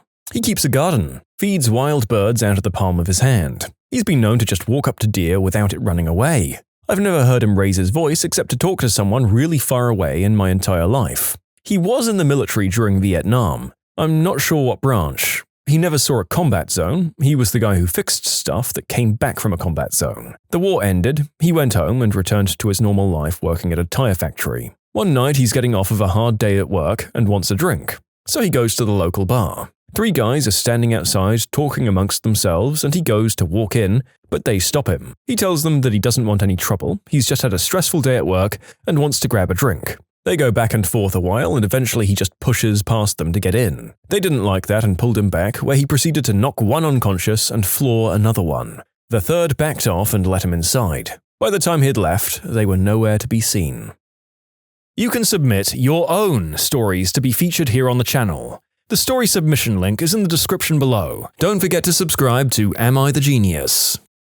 I knew a girl who was living with a guy who had a severe anger management issue. He had kept it under control for the few years they'd lived together, but one day he snapped over some minor issue, hit her repeatedly, banged her face in the concrete, and tried to throttle her until a passerby stopped him. So obviously the relationship was over, and she was going to fetch her stuff from the apartment. She, likewise, obviously didn't want to go alone, so me, 2 other friends and her brother, who I also knew, tagged along to keep things in check and help carry stuff. When we arrive, her ex gives us attitude, which causes her normally extremely mild and docile brother to snap completely. He smacked the guy up against the wall with one hand and punched him repeatedly with the other, holding him up against the wall the whole time, because you don't hit someone who's down. We just stood there in shock and awe. Given the way the girl looked after the beating she had received, she was like black and blue, bruised, her entire face scraped, scratches on the neck and so on. We didn't mind much what was going on and we just let him punch him out. Then we got her stuff and left as he started to wake up. 2 times during the following months, the ex was jumped twice when moving outdoors in the evening. I don't know who did it and I don't want to know. I guess everybody has their trigger. My father-in-law is such a patient man. He's quiet, reserved, has a great sense of humor when my mother-in-law lets him get any words in, and as for her, well, she talks. A lot. She'll ask you questions and when you start to answer, she'll talk over you and tries to answer them herself. It's infuriating and obnoxious. One time she asked me a question and I started to answer her and she cut me off to basically finish my answer for me and started to ask another question. Lather, rinse and repeat for about 4 questions. And finally, my patient, quiet, sits back and watches the world father-in-law just explodes on her, basically screaming at her, "Oh my God, let her actually answer the questions you've asked. Stop interrupting, you never let anyone finish their thought." It was glorious and I almost tackled him to hug him. She still does it, but that day was amazing. My dad was career Army as an officer. I've always known him as a soft-spoken, kind, never gets angry sort of person. He rarely ever raises his voice that I know of. There's a law in the US that basically protects any service member nearing 20 years from being forced out so that they can get full retirement benefits. One day, he gets a call from his commanding general telling him that he's going to be forced out due to budget cuts army-wide. My dad gets up out of his seat and starts yelling at the general on the phone that it was impossible due to the law since he was in the safe zone. He started quoting section after section, yelling at the general telling him he'd effed up and that it had better be fixed. A few days later, my dad got a call again from the same general, and the first thing the general said was, "Before you say anything, let me apologize for the other day, you were 100% correct." But budget cuts are budget cuts, and as soon as my dad hit 20 years, he was retired. When I was in elementary school, I was being bullied at recess, and the teacher and monitor wasn't doing anything about it. My dad didn't work a traditional office job, he made his own schedule, which let him have a lot of flexibility. After getting the runaround at the school, he was referred to some bureaucrat at the district offices. Well, this guy didn't want to meet my father, so despite my dad making an appointment, The guy wasn't in that day. Fun fact, that excuse doesn't work very well when you have labeled dedicated parking spots. The appointment was at 2 p.m., so my dad blocked the car in, rolled down the windows, pulled out a book and started reading. At around 7 p.m., he hears the cough of a man who wants to get someone's attention while not being obvious about it. Oh, look at that! The bureaucrat showed up to the office and is ready for his 2 p.m. appointment. I laughed. Okay, my dad has the patience of a saint. You never see him get angry or mouth off. He's quiet, calm, and so laid back. Pretty much like me. Even when we were kids, he never gave us a telling off at all. It was always Mum's job as she was strict. Anyway, we were at the dinner table and me and my siblings were all bickering, not sure about what. All of a sudden, my dad slams his fist on the table and shouts, "Shut up!" We all put our heads down in shock as we'd never experienced this before. One by one, we started to giggle. Even our mum started giggling. We were looking over to my dad, who was looking down at his plate, and all we could see was his shoulders going up and down, and of course, eventually he just burst out laughing. I think he shocked himself that day, but nobody could take it seriously. Honestly, I'm such a non-imposing figure that I think this is about the best I could hope for if I ever snapped at my family. Oh well, it's more desirable than having your loved ones be scared of you, I suppose.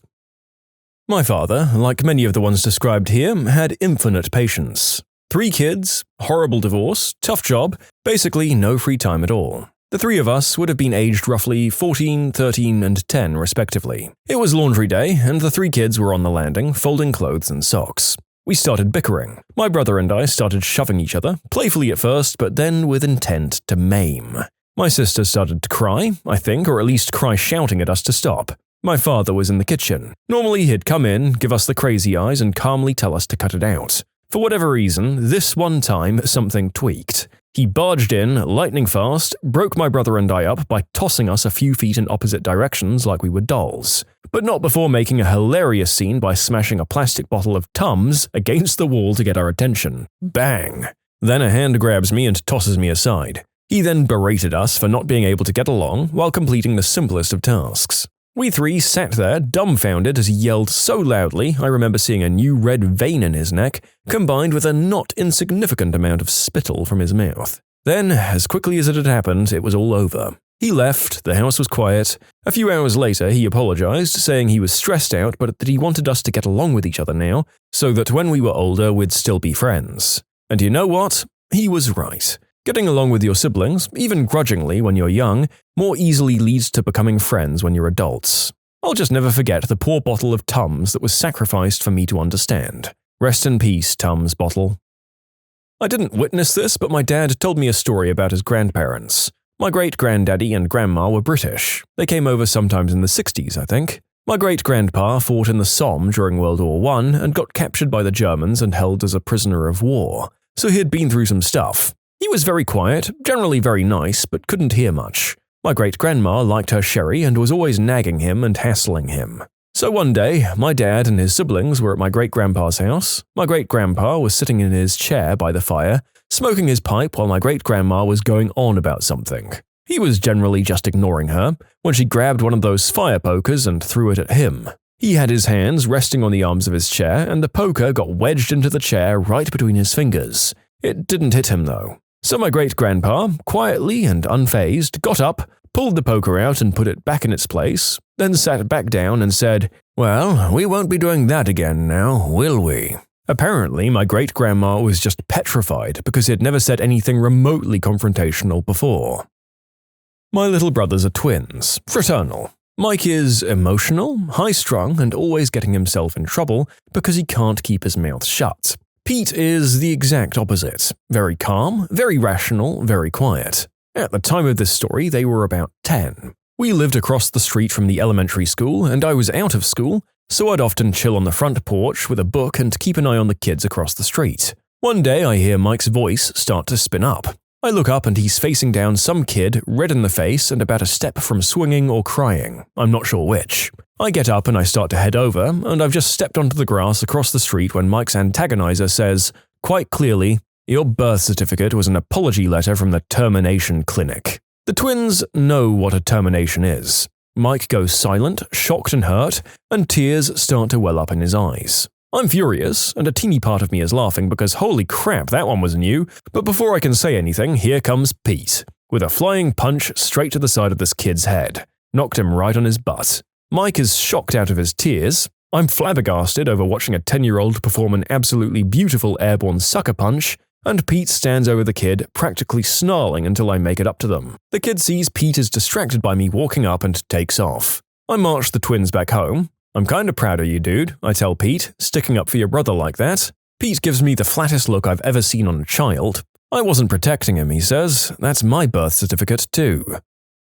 One of my school teachers was the most patient, kind man who'd work with you until you got something, even if it meant he had to miss his lunch. There was this girl who was a mouthy little brat. She'd mess around in his class repeatedly. He'd always keep us cool, even though she was being incredibly rude. Discipline never worked on this kid. I don't know how she didn't get expelled. One day she was drinking Coke in chemistry class and he repeatedly told her to stop because we were messing around with chemicals and there was a contamination risk. But she didn't listen. After months of this kid giving him crap, he slowly walked over to her desk, picked up her Coke and poured it over her head, and then walked back to the front of the class and carried on teaching. He got fired, much to our protestations.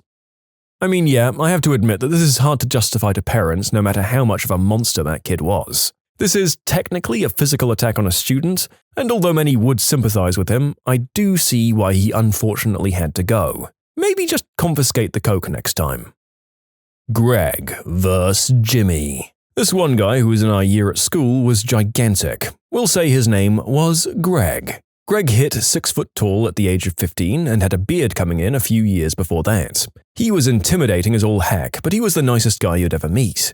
I still have a ton of time for him all these years later. Genuine model of a good person. Anyway, he was being teased all year by this butthole of a boy. Let's call him Jimmy. Jimmy had some self-esteem issues and used to pick on younger kids constantly. But when he set his sights on gentle Greg, knowing he wouldn't retaliate, it got interesting. Jimmy was rarely in school, but would still hang about the school gates with about 6 or 7 pals, waiting for Greg to appear, then bolt when he finally did. One weekend, we were all out street drinking, as you do, and Jimmy and co. jumped Greg. Greg went mental. A couple of Jimmy's pals held us back while Greg managed to knock 4 of the guys clean out before they brought him down. It was like watching the Hulk fight. Jimmy obviously bolted before the actual fighting began. The next Monday at school, he was back to his usual self again, or so it seemed. I didn't witness the next part myself, but I wish I did. Greg hit Jimmy with an uppercut so forceful that he was launched across a school desk and was advised to leave education. Justice. Now I'm imagining Jimmy rocketing across the desk and landing at the foot of an official who shakes his head and intones, "Boy, I advise that you leave education." Driving test chaos. What's the craziest thing a kid has done while taking the driving test? There was a license center next to the sporting goods store I worked at. A lot of people would come there and practice before their test out front in the straight-on parking spots. A young lady, who only had her permit, managed to mix up the gas and brake and drove right through the front of the license center. I was told later that she was even more upset when they wouldn't let her reschedule her test for the following day, since they cancelled her test she was pulling in to take when she wrecked the whole front of the building. It wasn't long after that they installed a bunch of bollards in front to protect the building. I was amazed at how marked up they'd gotten in the first few months. The kid I was testing answered his phone. "Yeah, I'm taking my driving test. This nerd doesn't even know how much green herb I just took." My driver's ed teacher said that one kid reclined his seat all the way back, put one foot on the gas and the other on the brake, and grabbed the top of the wheel with one hand and said, "Let's go." I heard about a girl in driver's ed who was driving on the interstate with the teacher and 3 other students. The teacher commented that they'd missed the exit, but they'd just get off on the next one. I'm not sure what the girl's thought process was, but this girl pulled into the grass and tried to go against traffic to go back to their missed exit. The teacher had to use her brake on the passenger side, while the other 3 students screamed bloody murder. When I went to take mine, the tester waited until I was at an intersection and then yelled, "Turn left!" She scared me, so I did, and I failed. Yeah, afterwards I was like, maybe that was a test to see how I do under pressure? Not good though, apparently. When I went back to try again, she was just ripping into this girl and her mum in the parking lot. I was like, at least I'll get a different tester because she's clearly busy. I asked my tester during my full license test what was the worst thing someone had done. Apparently, there was an older gentleman who drove through 3 stop signs before the tester told him to pull over. The gentleman explained that he didn't want the license, but his family was pressuring him, so he ran the signs on purpose to fail. He made sure no cars were coming first, though. Okay, I get that, but why on earth was this fellow allowed to plow through 3 of these things without his instructor grabbing the wheel and screaming for their dear life? Okay, I've just realized you likely mean that he passed 3 signs instead of physically ramming the vehicle into each of them, but the question does still kinda stand.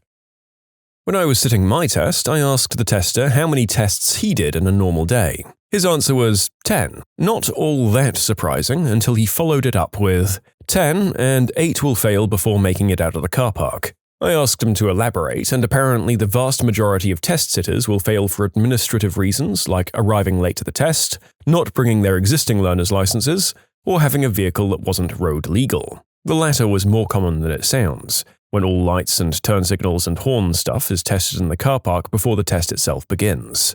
Fail any of the above and you've wasted your $75 and never even got into gear. While I was waiting for my turn to do my CDL test, I watched a guy in a semi back into a light pole, and instead of seeing what he gently backed into, he just gassed it and knocked it over. Needless to say, I didn't get to take my test for an hour or so while they cleaned that up. Listen, a lot of kids make minor mistakes, and yeah, some do make scary mistakes. However, it's the adults that scare me the most, especially the seniors who are up for re-exam. Probably the worst test I've ever been on was this man in his 90s. I instructed him to turn onto a street when it's safe to do so, and he turned, narrowly missing a pedestrian. Not only that, but he was driving on the wrong side of the road. He came head-to-head with another car who pulled over to let him go. He was laughing about it because he was under the impression that it was a one-way road. When I got back to the office with him, I cut the test short and got him back the quickest and safest way possible. He was astounded when I told him it was not a one-way street. I said, "Did you see any one-way signs?" "No, but I assumed you were going to take me on one." "What?" My best friend was coming to a 4-way stop sign in our small rural town. The tester said to go straight. So she did, without stopping at the sign. Just drove right on through without batting an eye. He basically told her, "Well, you failed if you just want to drive back." Last year I was making a left turn at a light and a car swerved into my lane and hit me. Turns out it was someone taking their driver's test. I'm not exactly sure how drivers test car insurance works, but the instructor told me we had to wait for the police and take details of everything. I'm assuming that driver didn't pass. I went forward instead of in reverse when the tester was standing in front of me on the curb. I failed. One of my classmates in high school failed his driver's test 6 times. During one test, he hit a pedestrian. Opposite kinda story here. When I was taking the driver's ed, I was in a car that had the brake on the passenger side for the instructor to use just in case. Going 35 down a fairly busy street, my car all of a sudden comes to a complete stop. In horror, I look over at my instructor who's sound asleep with his foot on the brake. I just sat there dumbfounded. After a couple of people honked real quick, he shook himself awake, mumbled a quick, "Oh, just accelerate," and sat up adjusting his glasses. So that was fun. Yes, I did pass. The guy was in his 70s and just didn't care about anything. My grandfather used to be a tester. He had one girl forget which way to turn the steering wheel, and they ended up in a ditch. I should have technically failed mine, as when I did my turn across the oncoming lane, a car was reasonably close coming towards us. We were back at the registry, and the tester says, "Well, I could have failed you there, but it was raining, there was a dark low cloud, and it was a black car without its lights on coming over the crest of a hill, so I gave you the benefit of the doubt." Well, fantastic, I think. So that afternoon, I go for my first solo drive, and as I'm pulling into a shopping mall, I completely miss a pedestrian crossing sign and nearly run someone down. I slam on the brakes at the last second, and I'm apologizing profusely, and she's just staring at me. It was the woman who did my test. She just shook her head and walked off. Thanks for the benefit of the doubt, though. My dad was friends with a guy who worked for the registry giving the road test. His best story was of a kid who took his test while it was raining. He started driving without the windshield wipers on. The guy figured he was nervous, so tried to give him a break, saying, "It's raining pretty hard, huh?" The kid was white-knuckled on the steering wheel and just said, "Yep." Again, trying to give the kid a break, he said, "Don't you think you should do something about that?" And the kid said, "Yeah." Apparently he didn't know where the wiper controls were, so he rolled down the driver's side window and stuck his head out. At that point, he had to stop the test and fail him. Took a test with a girl who drove on the wrong side of the road and took a left turn into oncoming traffic, all in the same drive. It was through my school, and she was banned from taking it through the school because of that. Okay, 3 stories. First, my ex drove a geo-tracker, a tiny car. She pulled right into the parallel parking area and fit in so unbelievably easily, the tester made her do it properly. A girl in my driver's ed failed her test when she went to the DMV because she turned into oncoming traffic. Not only was there a grass median, there was some of those skinny red and white poles for about 10 feet followed by a guardrail. Each side of the median was 3 lanes. There was really no way to miss it, but she did. And on a lighter note, I did the backing up 100 feet part. When the tester told me to, I stopped, and before I put it into park, he asked me a few verbal questions, and then proceeded to give me directions to leave the area and back into the parking lot where the parallel parking test would be done. Never put the car into drive, pressed the gas, and the car went flying in reverse for about 20 feet. He apologized and said, "Oh, my fault for distracting you. As far as I'm concerned, that never happened." In my local area, a guy in his mid-20s failed the test for some reason. At this point in time, the results of the test were shared in the car. After being told, he proceeded to get out of the car and grab an axe out of the trunk. I don't know any more details beyond that, but apparently that's why the results are shared inside the licensing building rather than inside the car. Isn't it satisfying being the reason that a rule was created? Seriously, that is intense. Although I guess this implies that it was his car. Was he about to smash through his own window? Or drag the person out first? Because I can't imagine that he'd have room to swing that thing from inside the vehicle. So many logistical issues for this particular attempted murder. Kinda the opposite of your question. Actually, the worst thing a tester could do. Gets in my car, which is a little hatchback. He's a huge man and he can't fit. He says he'll fail me unless I get a car he could fit into. And within 15 minutes, otherwise my slot will be gone and I'll have to rebook and pay again. Luckily, my dad was 5 minutes away, who came with his sedan. Disaster averted, or so I thought. The instructor asks me to do a U-turn on a farm road. It's a single lane each side with a ditch on either side. It's impossible to do based on turning circle of the car. I attempted the largest possible angle, but due to the ditch on each side it ends up being a 3-point turn. He asks me if I'm deaf and if I know what a U-turn is. Politely trying to explain that it's not possible, which I'm sure he knew. I completed the test and passed everything else. He failed me and told me to come back when I learned to drive. I rebooked the test the next day and passed with a different instructor. This was in 2005. Fast forward 15 years and he's actually in the news and sentenced to jail for accepting bribes. In hindsight, he made a comment of some sort of reparation for not fitting in the car, and that makes sense now. My 80-year-old great-aunt. The tester kept telling her to speed up. After a few times, she said she can't see the speedometer, so she doesn't know how fast she's going. He made her pull over, and she didn't receive a renewal. Thank God. In short, drive extra careful around pharmacies. It's usually crowded with old people, and that's one of the few places those people need to drive to. You can submit your own stories to be featured here on the channel. The story submission link is in the description below. Don't forget to subscribe to Am I the Genius? When I parallel parked, I hit the pole behind me. The tester said, "It's fine, that should be an automatic fail, but I think that's a little harsh." Then I hit the pole in front of me head on. Did not pass. My old driving instructor told me about a kid that pulled into the drive-thru at McDonald's, ordered some food, and then realized he left his wallet in his other car. He was using the instructor's car. He wanted the instructor to pay for his food and said he'd offer half of his fries in return. The wallet also contained his license, so the instructor failed him on the spot and told him to get out of the car. In Canada, you can do your driver's test in any car you choose because, in theory, you should be good enough at driving to not need an instructional car. So this car didn't have dual pedals. My dad did testing for a few years and he once had a girl stop on railroad tracks. There was a train coming, slowly, but it still takes them a long time to stop, and it blasted the horn right into the car. Passenger side with the window open. This just made her freeze up. He had to reach his foot over her side to hit the accelerator. He couldn't explain why she stopped there. I suspected she started going over the tracks and then the signal started going off, and she just froze up and hit the brakes instead of getting off the tracks. But he didn't ask for her motivation, he just failed her and I suspect got out of that car as soon as he could. I'm not a tester, but I watched my at-the-time know-it-all son do the California roll through 3 consecutive stop signs as he was exiting the courthouse parking lot at the beginning of the test. The tester stopped the test and failed him on the spot before he even got out of the parking lot. My son's excuse was, "Well, I thought the test hadn't started yet."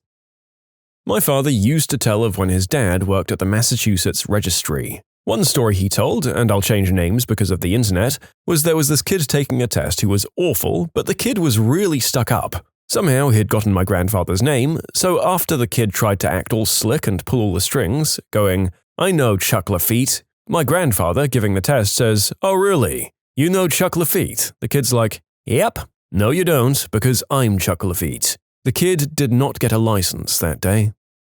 This reminded me of the moment I had during my final test. The tester had an arm injury and was wearing an arm brace on his right arm. I took a left turn way too hard and caused him to accidentally hit his arm against the door. I was just like, "Oh, frick, I'm so sorry." Surprisingly, he passed me that day. Maybe he didn't want me to come back. To be fair, that maneuver likely wouldn't have been bad enough to fail under normal circumstances. It seemed worse only because of his injury. It would have been unfair to judge you harsher because of it. I was the kid, and for transparency's sake, it was a driving lesson, not a test. We had to do 6 scheduled drives with our instructor and had a partner. One would drive for 30 minutes, then would just stop and switch so the other could drive back. The rule when you got in the car, just so it wasn't a constant game of should I turn, was that you always go straight until the instructor tells you to turn. So one Saturday, we had an early drive scheduled. We met up at the school, and I was the first to drive. We got about 5 minutes in, turned onto a main road, and the instructor quickly fell asleep. My partner and I, quietly, with a smirk, agreed that we'd still follow the rules. We took the road for about an hour and 15 minutes until it dead-ended and you had to turn. I pulled over in a parking lot, and we woke up the instructor to ask him which way to turn. It took a good 30 seconds for him to realize what had happened and where we were. He yelled at us both to get in the back seat, and we witnessed some very unsafe ways to drive as we headed back towards the school. And I didn't bat an eye.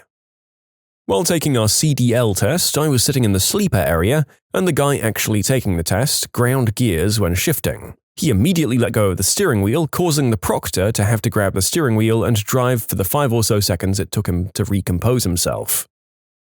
I've got a story from back when I was a beginner driver. My mum used to take me out on the road so I could get practice. I had my license, but was still green. On a certain crossroad, my mum sees someone cross, ignoring the red light. Looking at them, she sardonically says, "Sure, this red signal doesn't apply, let's just drive ahead." Being too focused on driving to notice the tone of voice and interpret this as something other than an instruction, I did exactly that. I drove straight past that red light. Good thing it was nighttime, so there was next to nobody on the road, but it was spooky after the fact.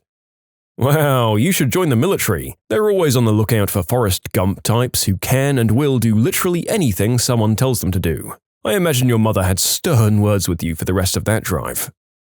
As someone who worked in a DMV for many years issuing licenses, even though I wasn't a license examiner myself, I think I'm the closest thing to your target respondent so far. The craziest thing I ever witnessed with my own eyes was a guy who somehow managed to lose control at less than 15 miles per hour, jumped the curb and smashed into the guardrail. Needless to say, he wasn't issued a license. But the best story I ever had from a coworker happened immediately after she came inside, swearing a blue streak because during a part of the test where the examiner stands on the curb in order to observe maneuvers, her customer drove over the curb and straight into her knee.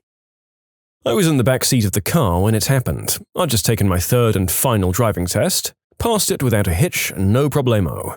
However, the driving route was just going to another kid's house to pick her up. Pretty standard, right? So, as I pull up to the driveway, the driving instructor says, "Just be ready, she's never even sat in a driver's seat of a car before." I didn't think too much of it because my first time driving was with the instructor, and that had gone well. Anyway, we get in and start driving off. Not even 45 seconds later, we get to a stop sign. She doesn't stop, so the instructor slams on his brake in his footwell. She was confused as to why she was stopping, so she continued to press down on the accelerator harder, like to the floor. Lots of screaming telling her to stop. After about 15 seconds of that, she puts the car in park and blows the transmission. It was some 1980s Volvo and the car was pretty much junked. It's funny, as we were driving, my instructor was telling me how he was surprised this car was still going.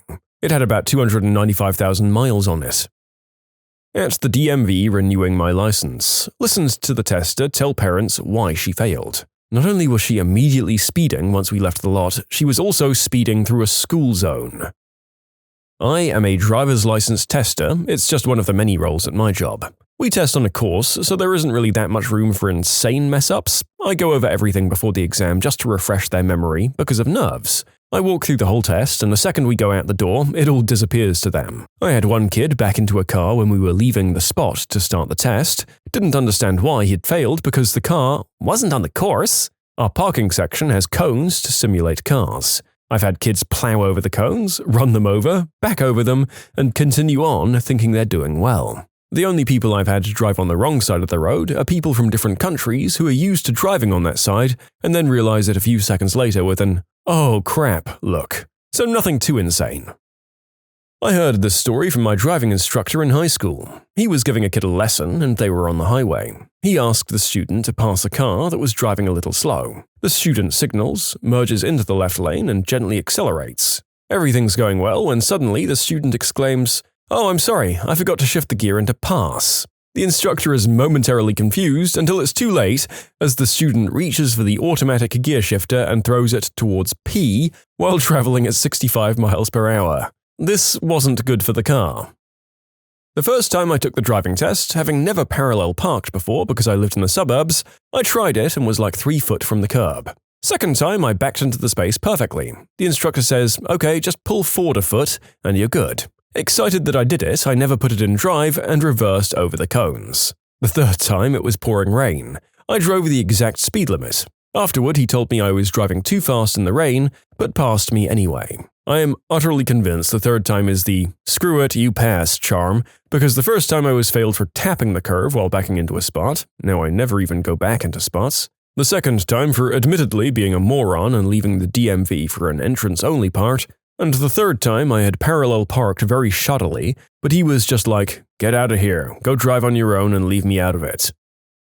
Several in one day, actually. I wasn't the tester, but I was waiting in line to get my test with about 30 other people. Number 1, the car they were using didn't have valid registration or inspection. Automatic fail. Second, the car had no brake lights. Automatic fail. Third, the insurance was expired in the car. Fourth, they put it in reverse instead of drive. Nearly backed into the car behind them, but didn't. Automatic fail. Fifth, they ran over the parallel parking cone completely. Automatic fail. Sixth, they hit the curb turning left out of the lot somehow. Automatic fail. These were 6 different people who went before me. It was beyond frustrating. I waited over an hour for 6 out of the 10 people in front of me to not even make it out of the parking lot. Not an instructor, but in high school, the instructor had me drive around doing his chores. I had to drive to Blockbuster so he could drop off his videos, to Dunkin' Donuts drive-thru, and to check out a house he was eyeing up to buy. He sounds like my dad when I needed driving lessons. My cousin went to get their license. They pulled out from the parking lot of the DMV, took both hands off the wheel to put down the visor to block the sun, and failed instantly. Customers from hell. How do you combat rude jerks who come into your workplace? I was working drive-thru one day when a woman ordered a large orange high C. She gets to the window and I see that there are 3 other people laughing pretty hard. I take her money and give her the drink, and about 2 seconds later I hear, "Fire in the hole!" and I see a large orange grenade flying at me. Somehow I ninja'd the pop back into her Audi. She even had the nerve to ask my manager for her money back. I've seen a few people ask how I managed to ninja the high C back into her car. I honestly don't know how I managed it, but as I was turning back to the register to take the order of the car that had just gotten to the speaker, I saw the drink flying at me. I somehow managed to reach out my left arm and redirect it back out the window and into her car. The lid came off and it exploded everywhere. Needless to say, she didn't get her money back and was told less than kindly to leave.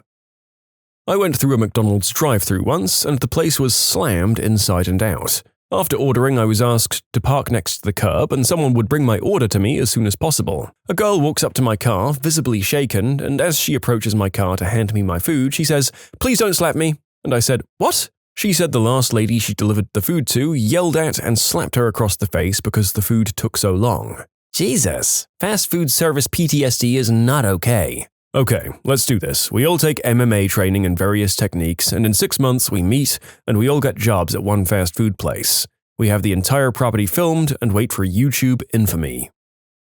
I used to work at Applebee's. One of my tables was an elderly couple and what I assumed was their granddaughter. They ordered their food: steak, salad, and chicken fingers. In the kitchen, a random server, let's call him Matt, was running people's food because everybody was busy. Well, the table next to mine belonged to a server named Ashley. Matt accidentally ran Ashley's food to my table. He asked the old couple if they were the table that had ordered the chicken penne pasta, onion rings, and chocolate dessert, etc., all of which were completely different than what they'd ordered. They said yes. They then proceeded to yell at the manager about how wrong their food was and how bad of a server I was. I hate people. And that is unfortunately the common takeaway from those of us who work in the industry. At least it makes you nice to any servers you get in the future. I worked at a local sports bar and had 2 men and their dates come in, along with their children. These women had 3 children with them, aged approximately 2 to 5. The 5-year-old was running around the restaurant picking food off people's plates, the middle child was changing the TV stations in the middle of the baseball playoffs, and the youngest child was sleeping on the table while these couples proceeded to drink margaritas.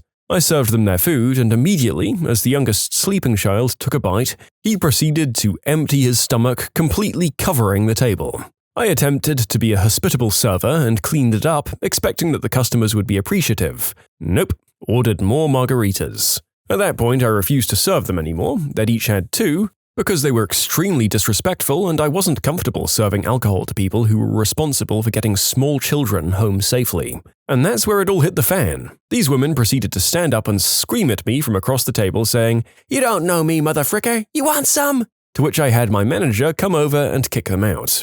The kicker? Before they left, they pulled out 2 full ketchup bottles underneath the table and left no tip. I knew a guy who got fired from his job managing a Burger King after he called a customer a C-word for throwing their drink in his face. It was diet and they'd wanted regular.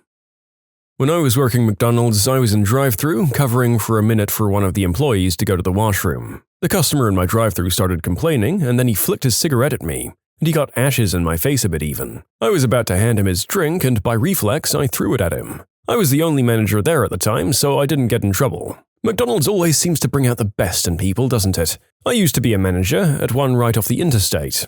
This was before they went to 24 hours open or open late, so we closed at midnight. Around 11:45, we have a family come in. 3 adults, 1 child that looked to be about 7 or 8. When we saw them come in, we were all naturally dismayed as we'd already started cleaning everything for closing, but we still served them because, well, it's our job and we were still technically open. When I handed them their food, I'd already had it bagged up, so that they'd take the hint that we were about to close, but they took the bags of food to a booth, sat down, and started eating. Okay, no problem. Maybe they've been driving a good bit of the day and just needed a few minutes to relax. That's understandable. Midnight comes around and I go lock the doors. As I lock the doors nearest to them, I tell them as politely as possible that the store's closed and we needed them to finish their meal as soon as they could so we could finish our closing routine. 10 past rolls around and they're still eating. At this point, I needed them to leave because I could get into trouble if one of my bosses or the owner decided to drive by. They were weird like that. 12:20 rolls around. Most nights we're done and out of there by then, yet these people are still taking their sweet time. It seems as if they're doing it at this point just to be jerks, and I'm starting to lose patience.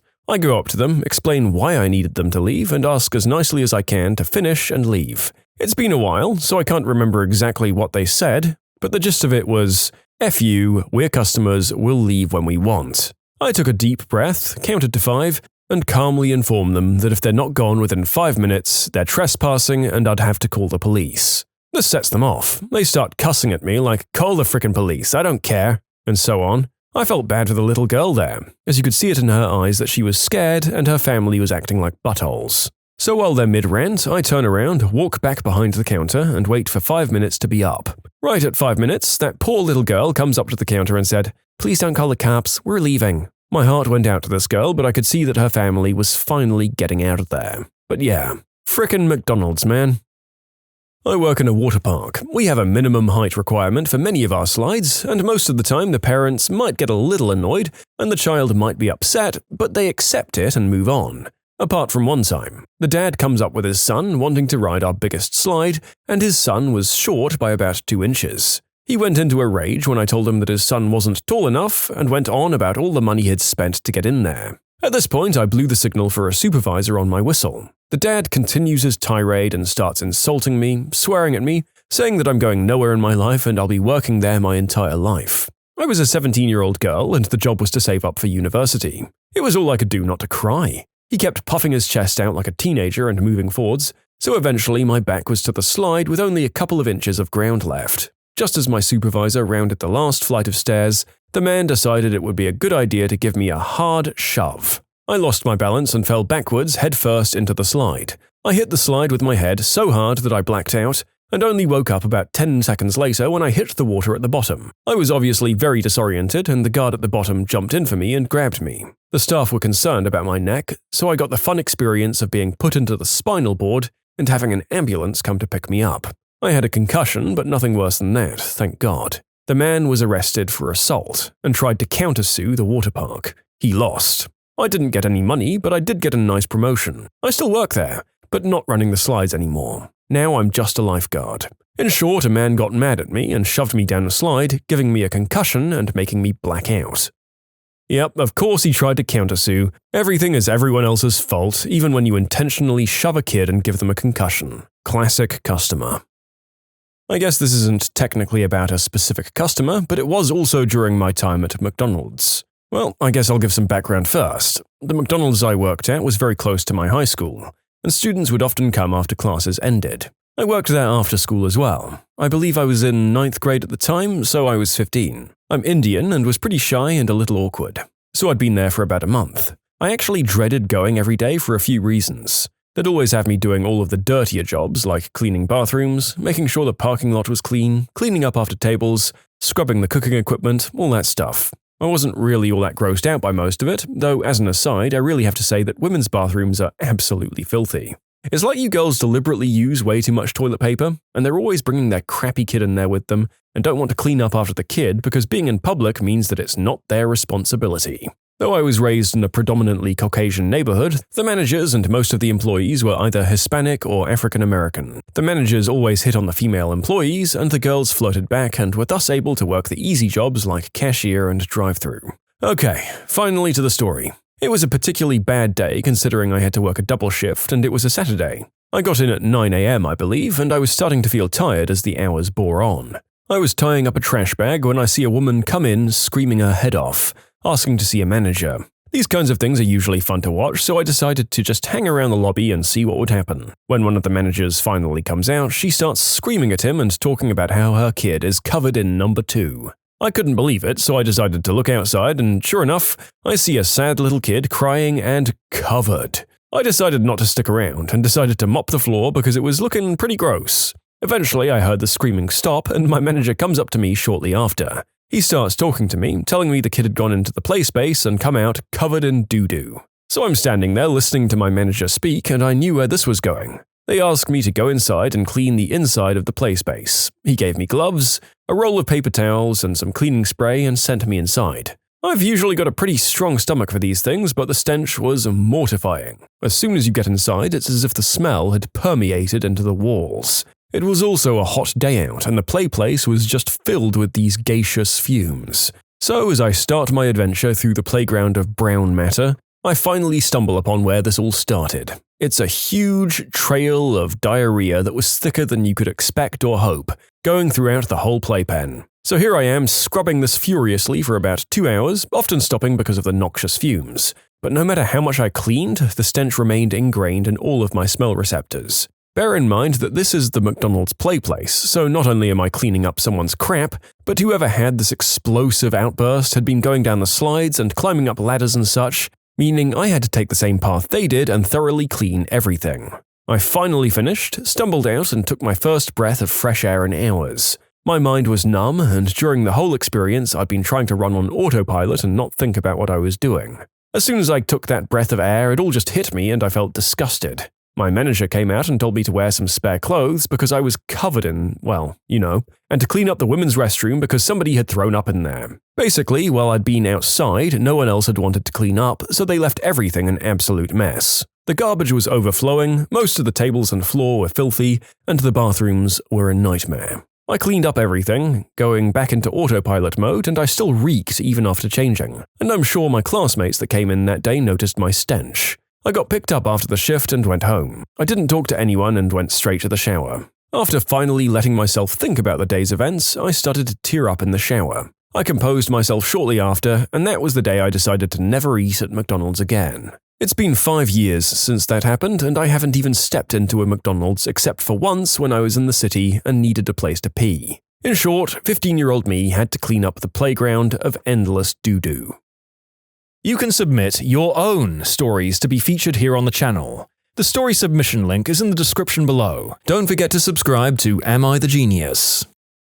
A rather large woman told me I was stupid and would never be worth anything because I didn't make her large ice cream cone big enough, even though I followed our store's guidelines. I reacted by giving her a huge ice cream cone because, the customer is always right. I assume if she does that everywhere, she'll die of obesity soon enough. I had a woman throw a foot-long Subway sub at my head because I wouldn't give it to her for free. The story: this woman sent her 7-year-old kid into the store to get the sandwich with a note listing the ingredients she wanted on it. At the cash, I rang in the sandwich, and the little girl passed me one filled-out sub card. It used to be good for a 6-inch sub with purchase of a 28-ounce drink. And then the kid just stood there. I cleared the cash and rang it again, discounting half the sub and charging on a drink. I told the girl how much was still left to pay, and she just stood there looking at me. I asked what was wrong, and she said that her mum never gave her any money. I asked if her mum was outside and if she could go get her. The girl left and came back in crying and getting towed behind a raging mammoth of a woman who was demanding to talk to my manager about how she was being disrespected. I explained to her the usage of the card and pointed out where the details were printed on it. She screamed, reached over the counter, grabbed the sandwich, and then threw it at my head. My manager later saw the security footage and called me, laughing his butt off about it. Well, you did make her get out of her seat. If your son not being physically tall enough to go on a ride is a reason to attack a teenage girl, then making someone stand upright and walk 20 meters is probably grounds for throwing 12.5 inches of sandwich at a different teen. I don't make the rules, although I'm beginning to wonder who does. When working hotel front desk on the beach, we had to close the pool at night. City ordinance due to the lack of a 24-hour lifeguard. So if you rented a poolside room, you had to stay off the pool deck after dark. Night swimming could and had gotten the hotel fined before. Well, this middle-aged woman was in a group that rented a poolside room. Non-smoking. Night falls, I go around the pool deck, locking things up. This woman is on the deck. Smoking. I tell her the deck's closed and she needs to leave. She asks to finish her smoke. I say, sure, and lock up things so when she leaves, the deck will be locked up behind her. Well, about an hour later, I get a noise complaint. People being loud on the pool deck, which no one should be on. I go out and the woman has propped open the door to the deck. She's been joined with the rest of her group, and they have a stereo going while they smoke and drink and generally carry on. I tell them the deck's closed, they have to leave. I'm polite but firm and tell them it's illegal for them to be out there. This is where the woman gets mad, and by mad I mean livid, because she wants to smoke, and she rented a non-smoking room, and if I don't let her smoke on the pool deck, she's going to smoke in her room. I told her that if she wants to smoke in her room, I can't stop her, but the hotel will charge a $200 cleaning fee if she does. And she does not like that. Claims she's going to stay out by the pool. So I tell her I'd have to call the cops if that happened. She gives in and goes to her room. I think that's the end of it. Foolish me. About an hour later, she storms up to the front desk, obviously intoxicated. She's yelling and screaming at me for violating her right to smoke. Claims the cleaning fee is illegal and she's called the cops on me. She starts banging on the front desk, claiming I'm being sexist and getting off on spraying my testosterone all over the place. Keep in mind I'm the only staff in the building at this point. I start getting noise complaints from people that can hear her from their rooms. Her friends come out and cheer her on. 2 or 3 guys with open beers in their hands encouraging her. This goes on for most of an hour. Then the cops show up. She actually did call the cops. She starts yelling at them to arrest me for some unclear reason. The cops are cool, but they have no idea what they've walked in on. They try to calm her down and figure out what she wants. I can't explain anything because when I try, she starts yelling over me. Things are getting even more heated. The cops try to get my side of the story and ask the woman to hush for a minute. And that's where she screws up, because in her drunken stupor, she decides that it's a good idea to scream "sexist pig" at an armed and obviously frustrated cop, and then she slaps him. Fast enough to make your head spin, she's subdued, handcuffed, and stuffed in a squad car. We don't see her again. In short, a screaming woman shouted at me for almost an hour and then got arrested by the cops she called on me. I used to manage a hotel years ago, and I feel the pain from that last story.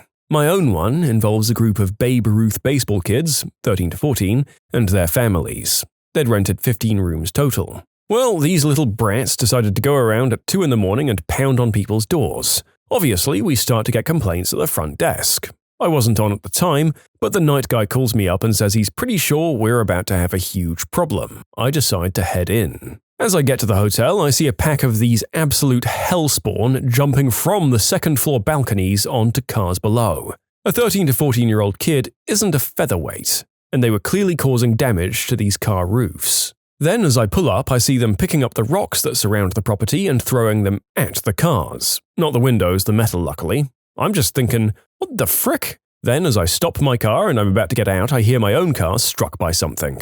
As I get out, I see the kids scatter. I go in and the night guy tells me it's been awful. The kids are unruly and the parents refuse to be of any help.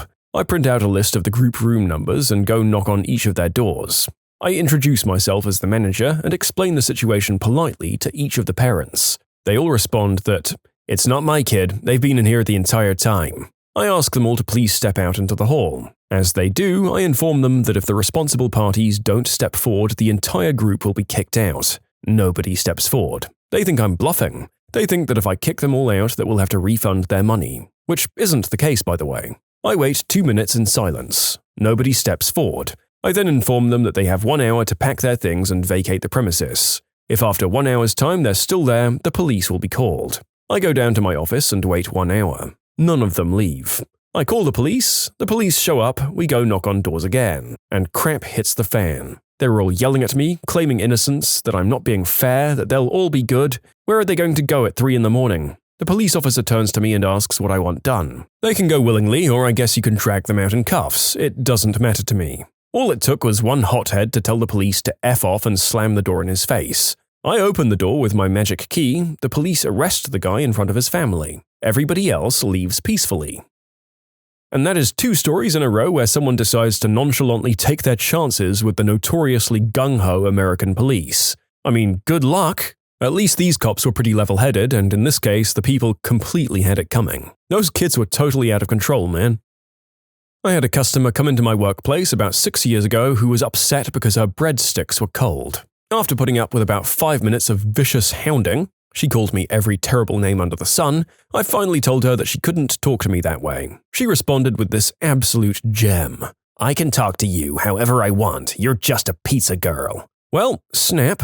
I lose it. I was paying my way through university and was holding down 2 jobs as well as my schooling. I was tired and stressed. I didn't know until this point that seeing red was an actual thing. I literally saw red. I think it was probably my blood pressure. I proceeded to tell her that she was a small, spiteful, stupid woman who had never amounted to anything, and she didn't deserve to if she thought the best way to make herself feel good was attacking a 19-year-old girl. I also lectured, by which I mean screamed at her, that work is work and the act of trying to support myself was honorable in itself. She ran away and sent her husband in. He threw the bread at me and a napkin holder off one of the tables and started yelling. The security guard saw and grabbed him while the manager called the police. He got arrested. Released later because I decided not to press charges as it wasn't worth the stress. I've never been so angry in my entire life. In short, a customer called me terrible names over breadsticks. I spewed wrath like the fires of Mordor at her. She sent in her husband and I had him arrested for assault after he threw things at me.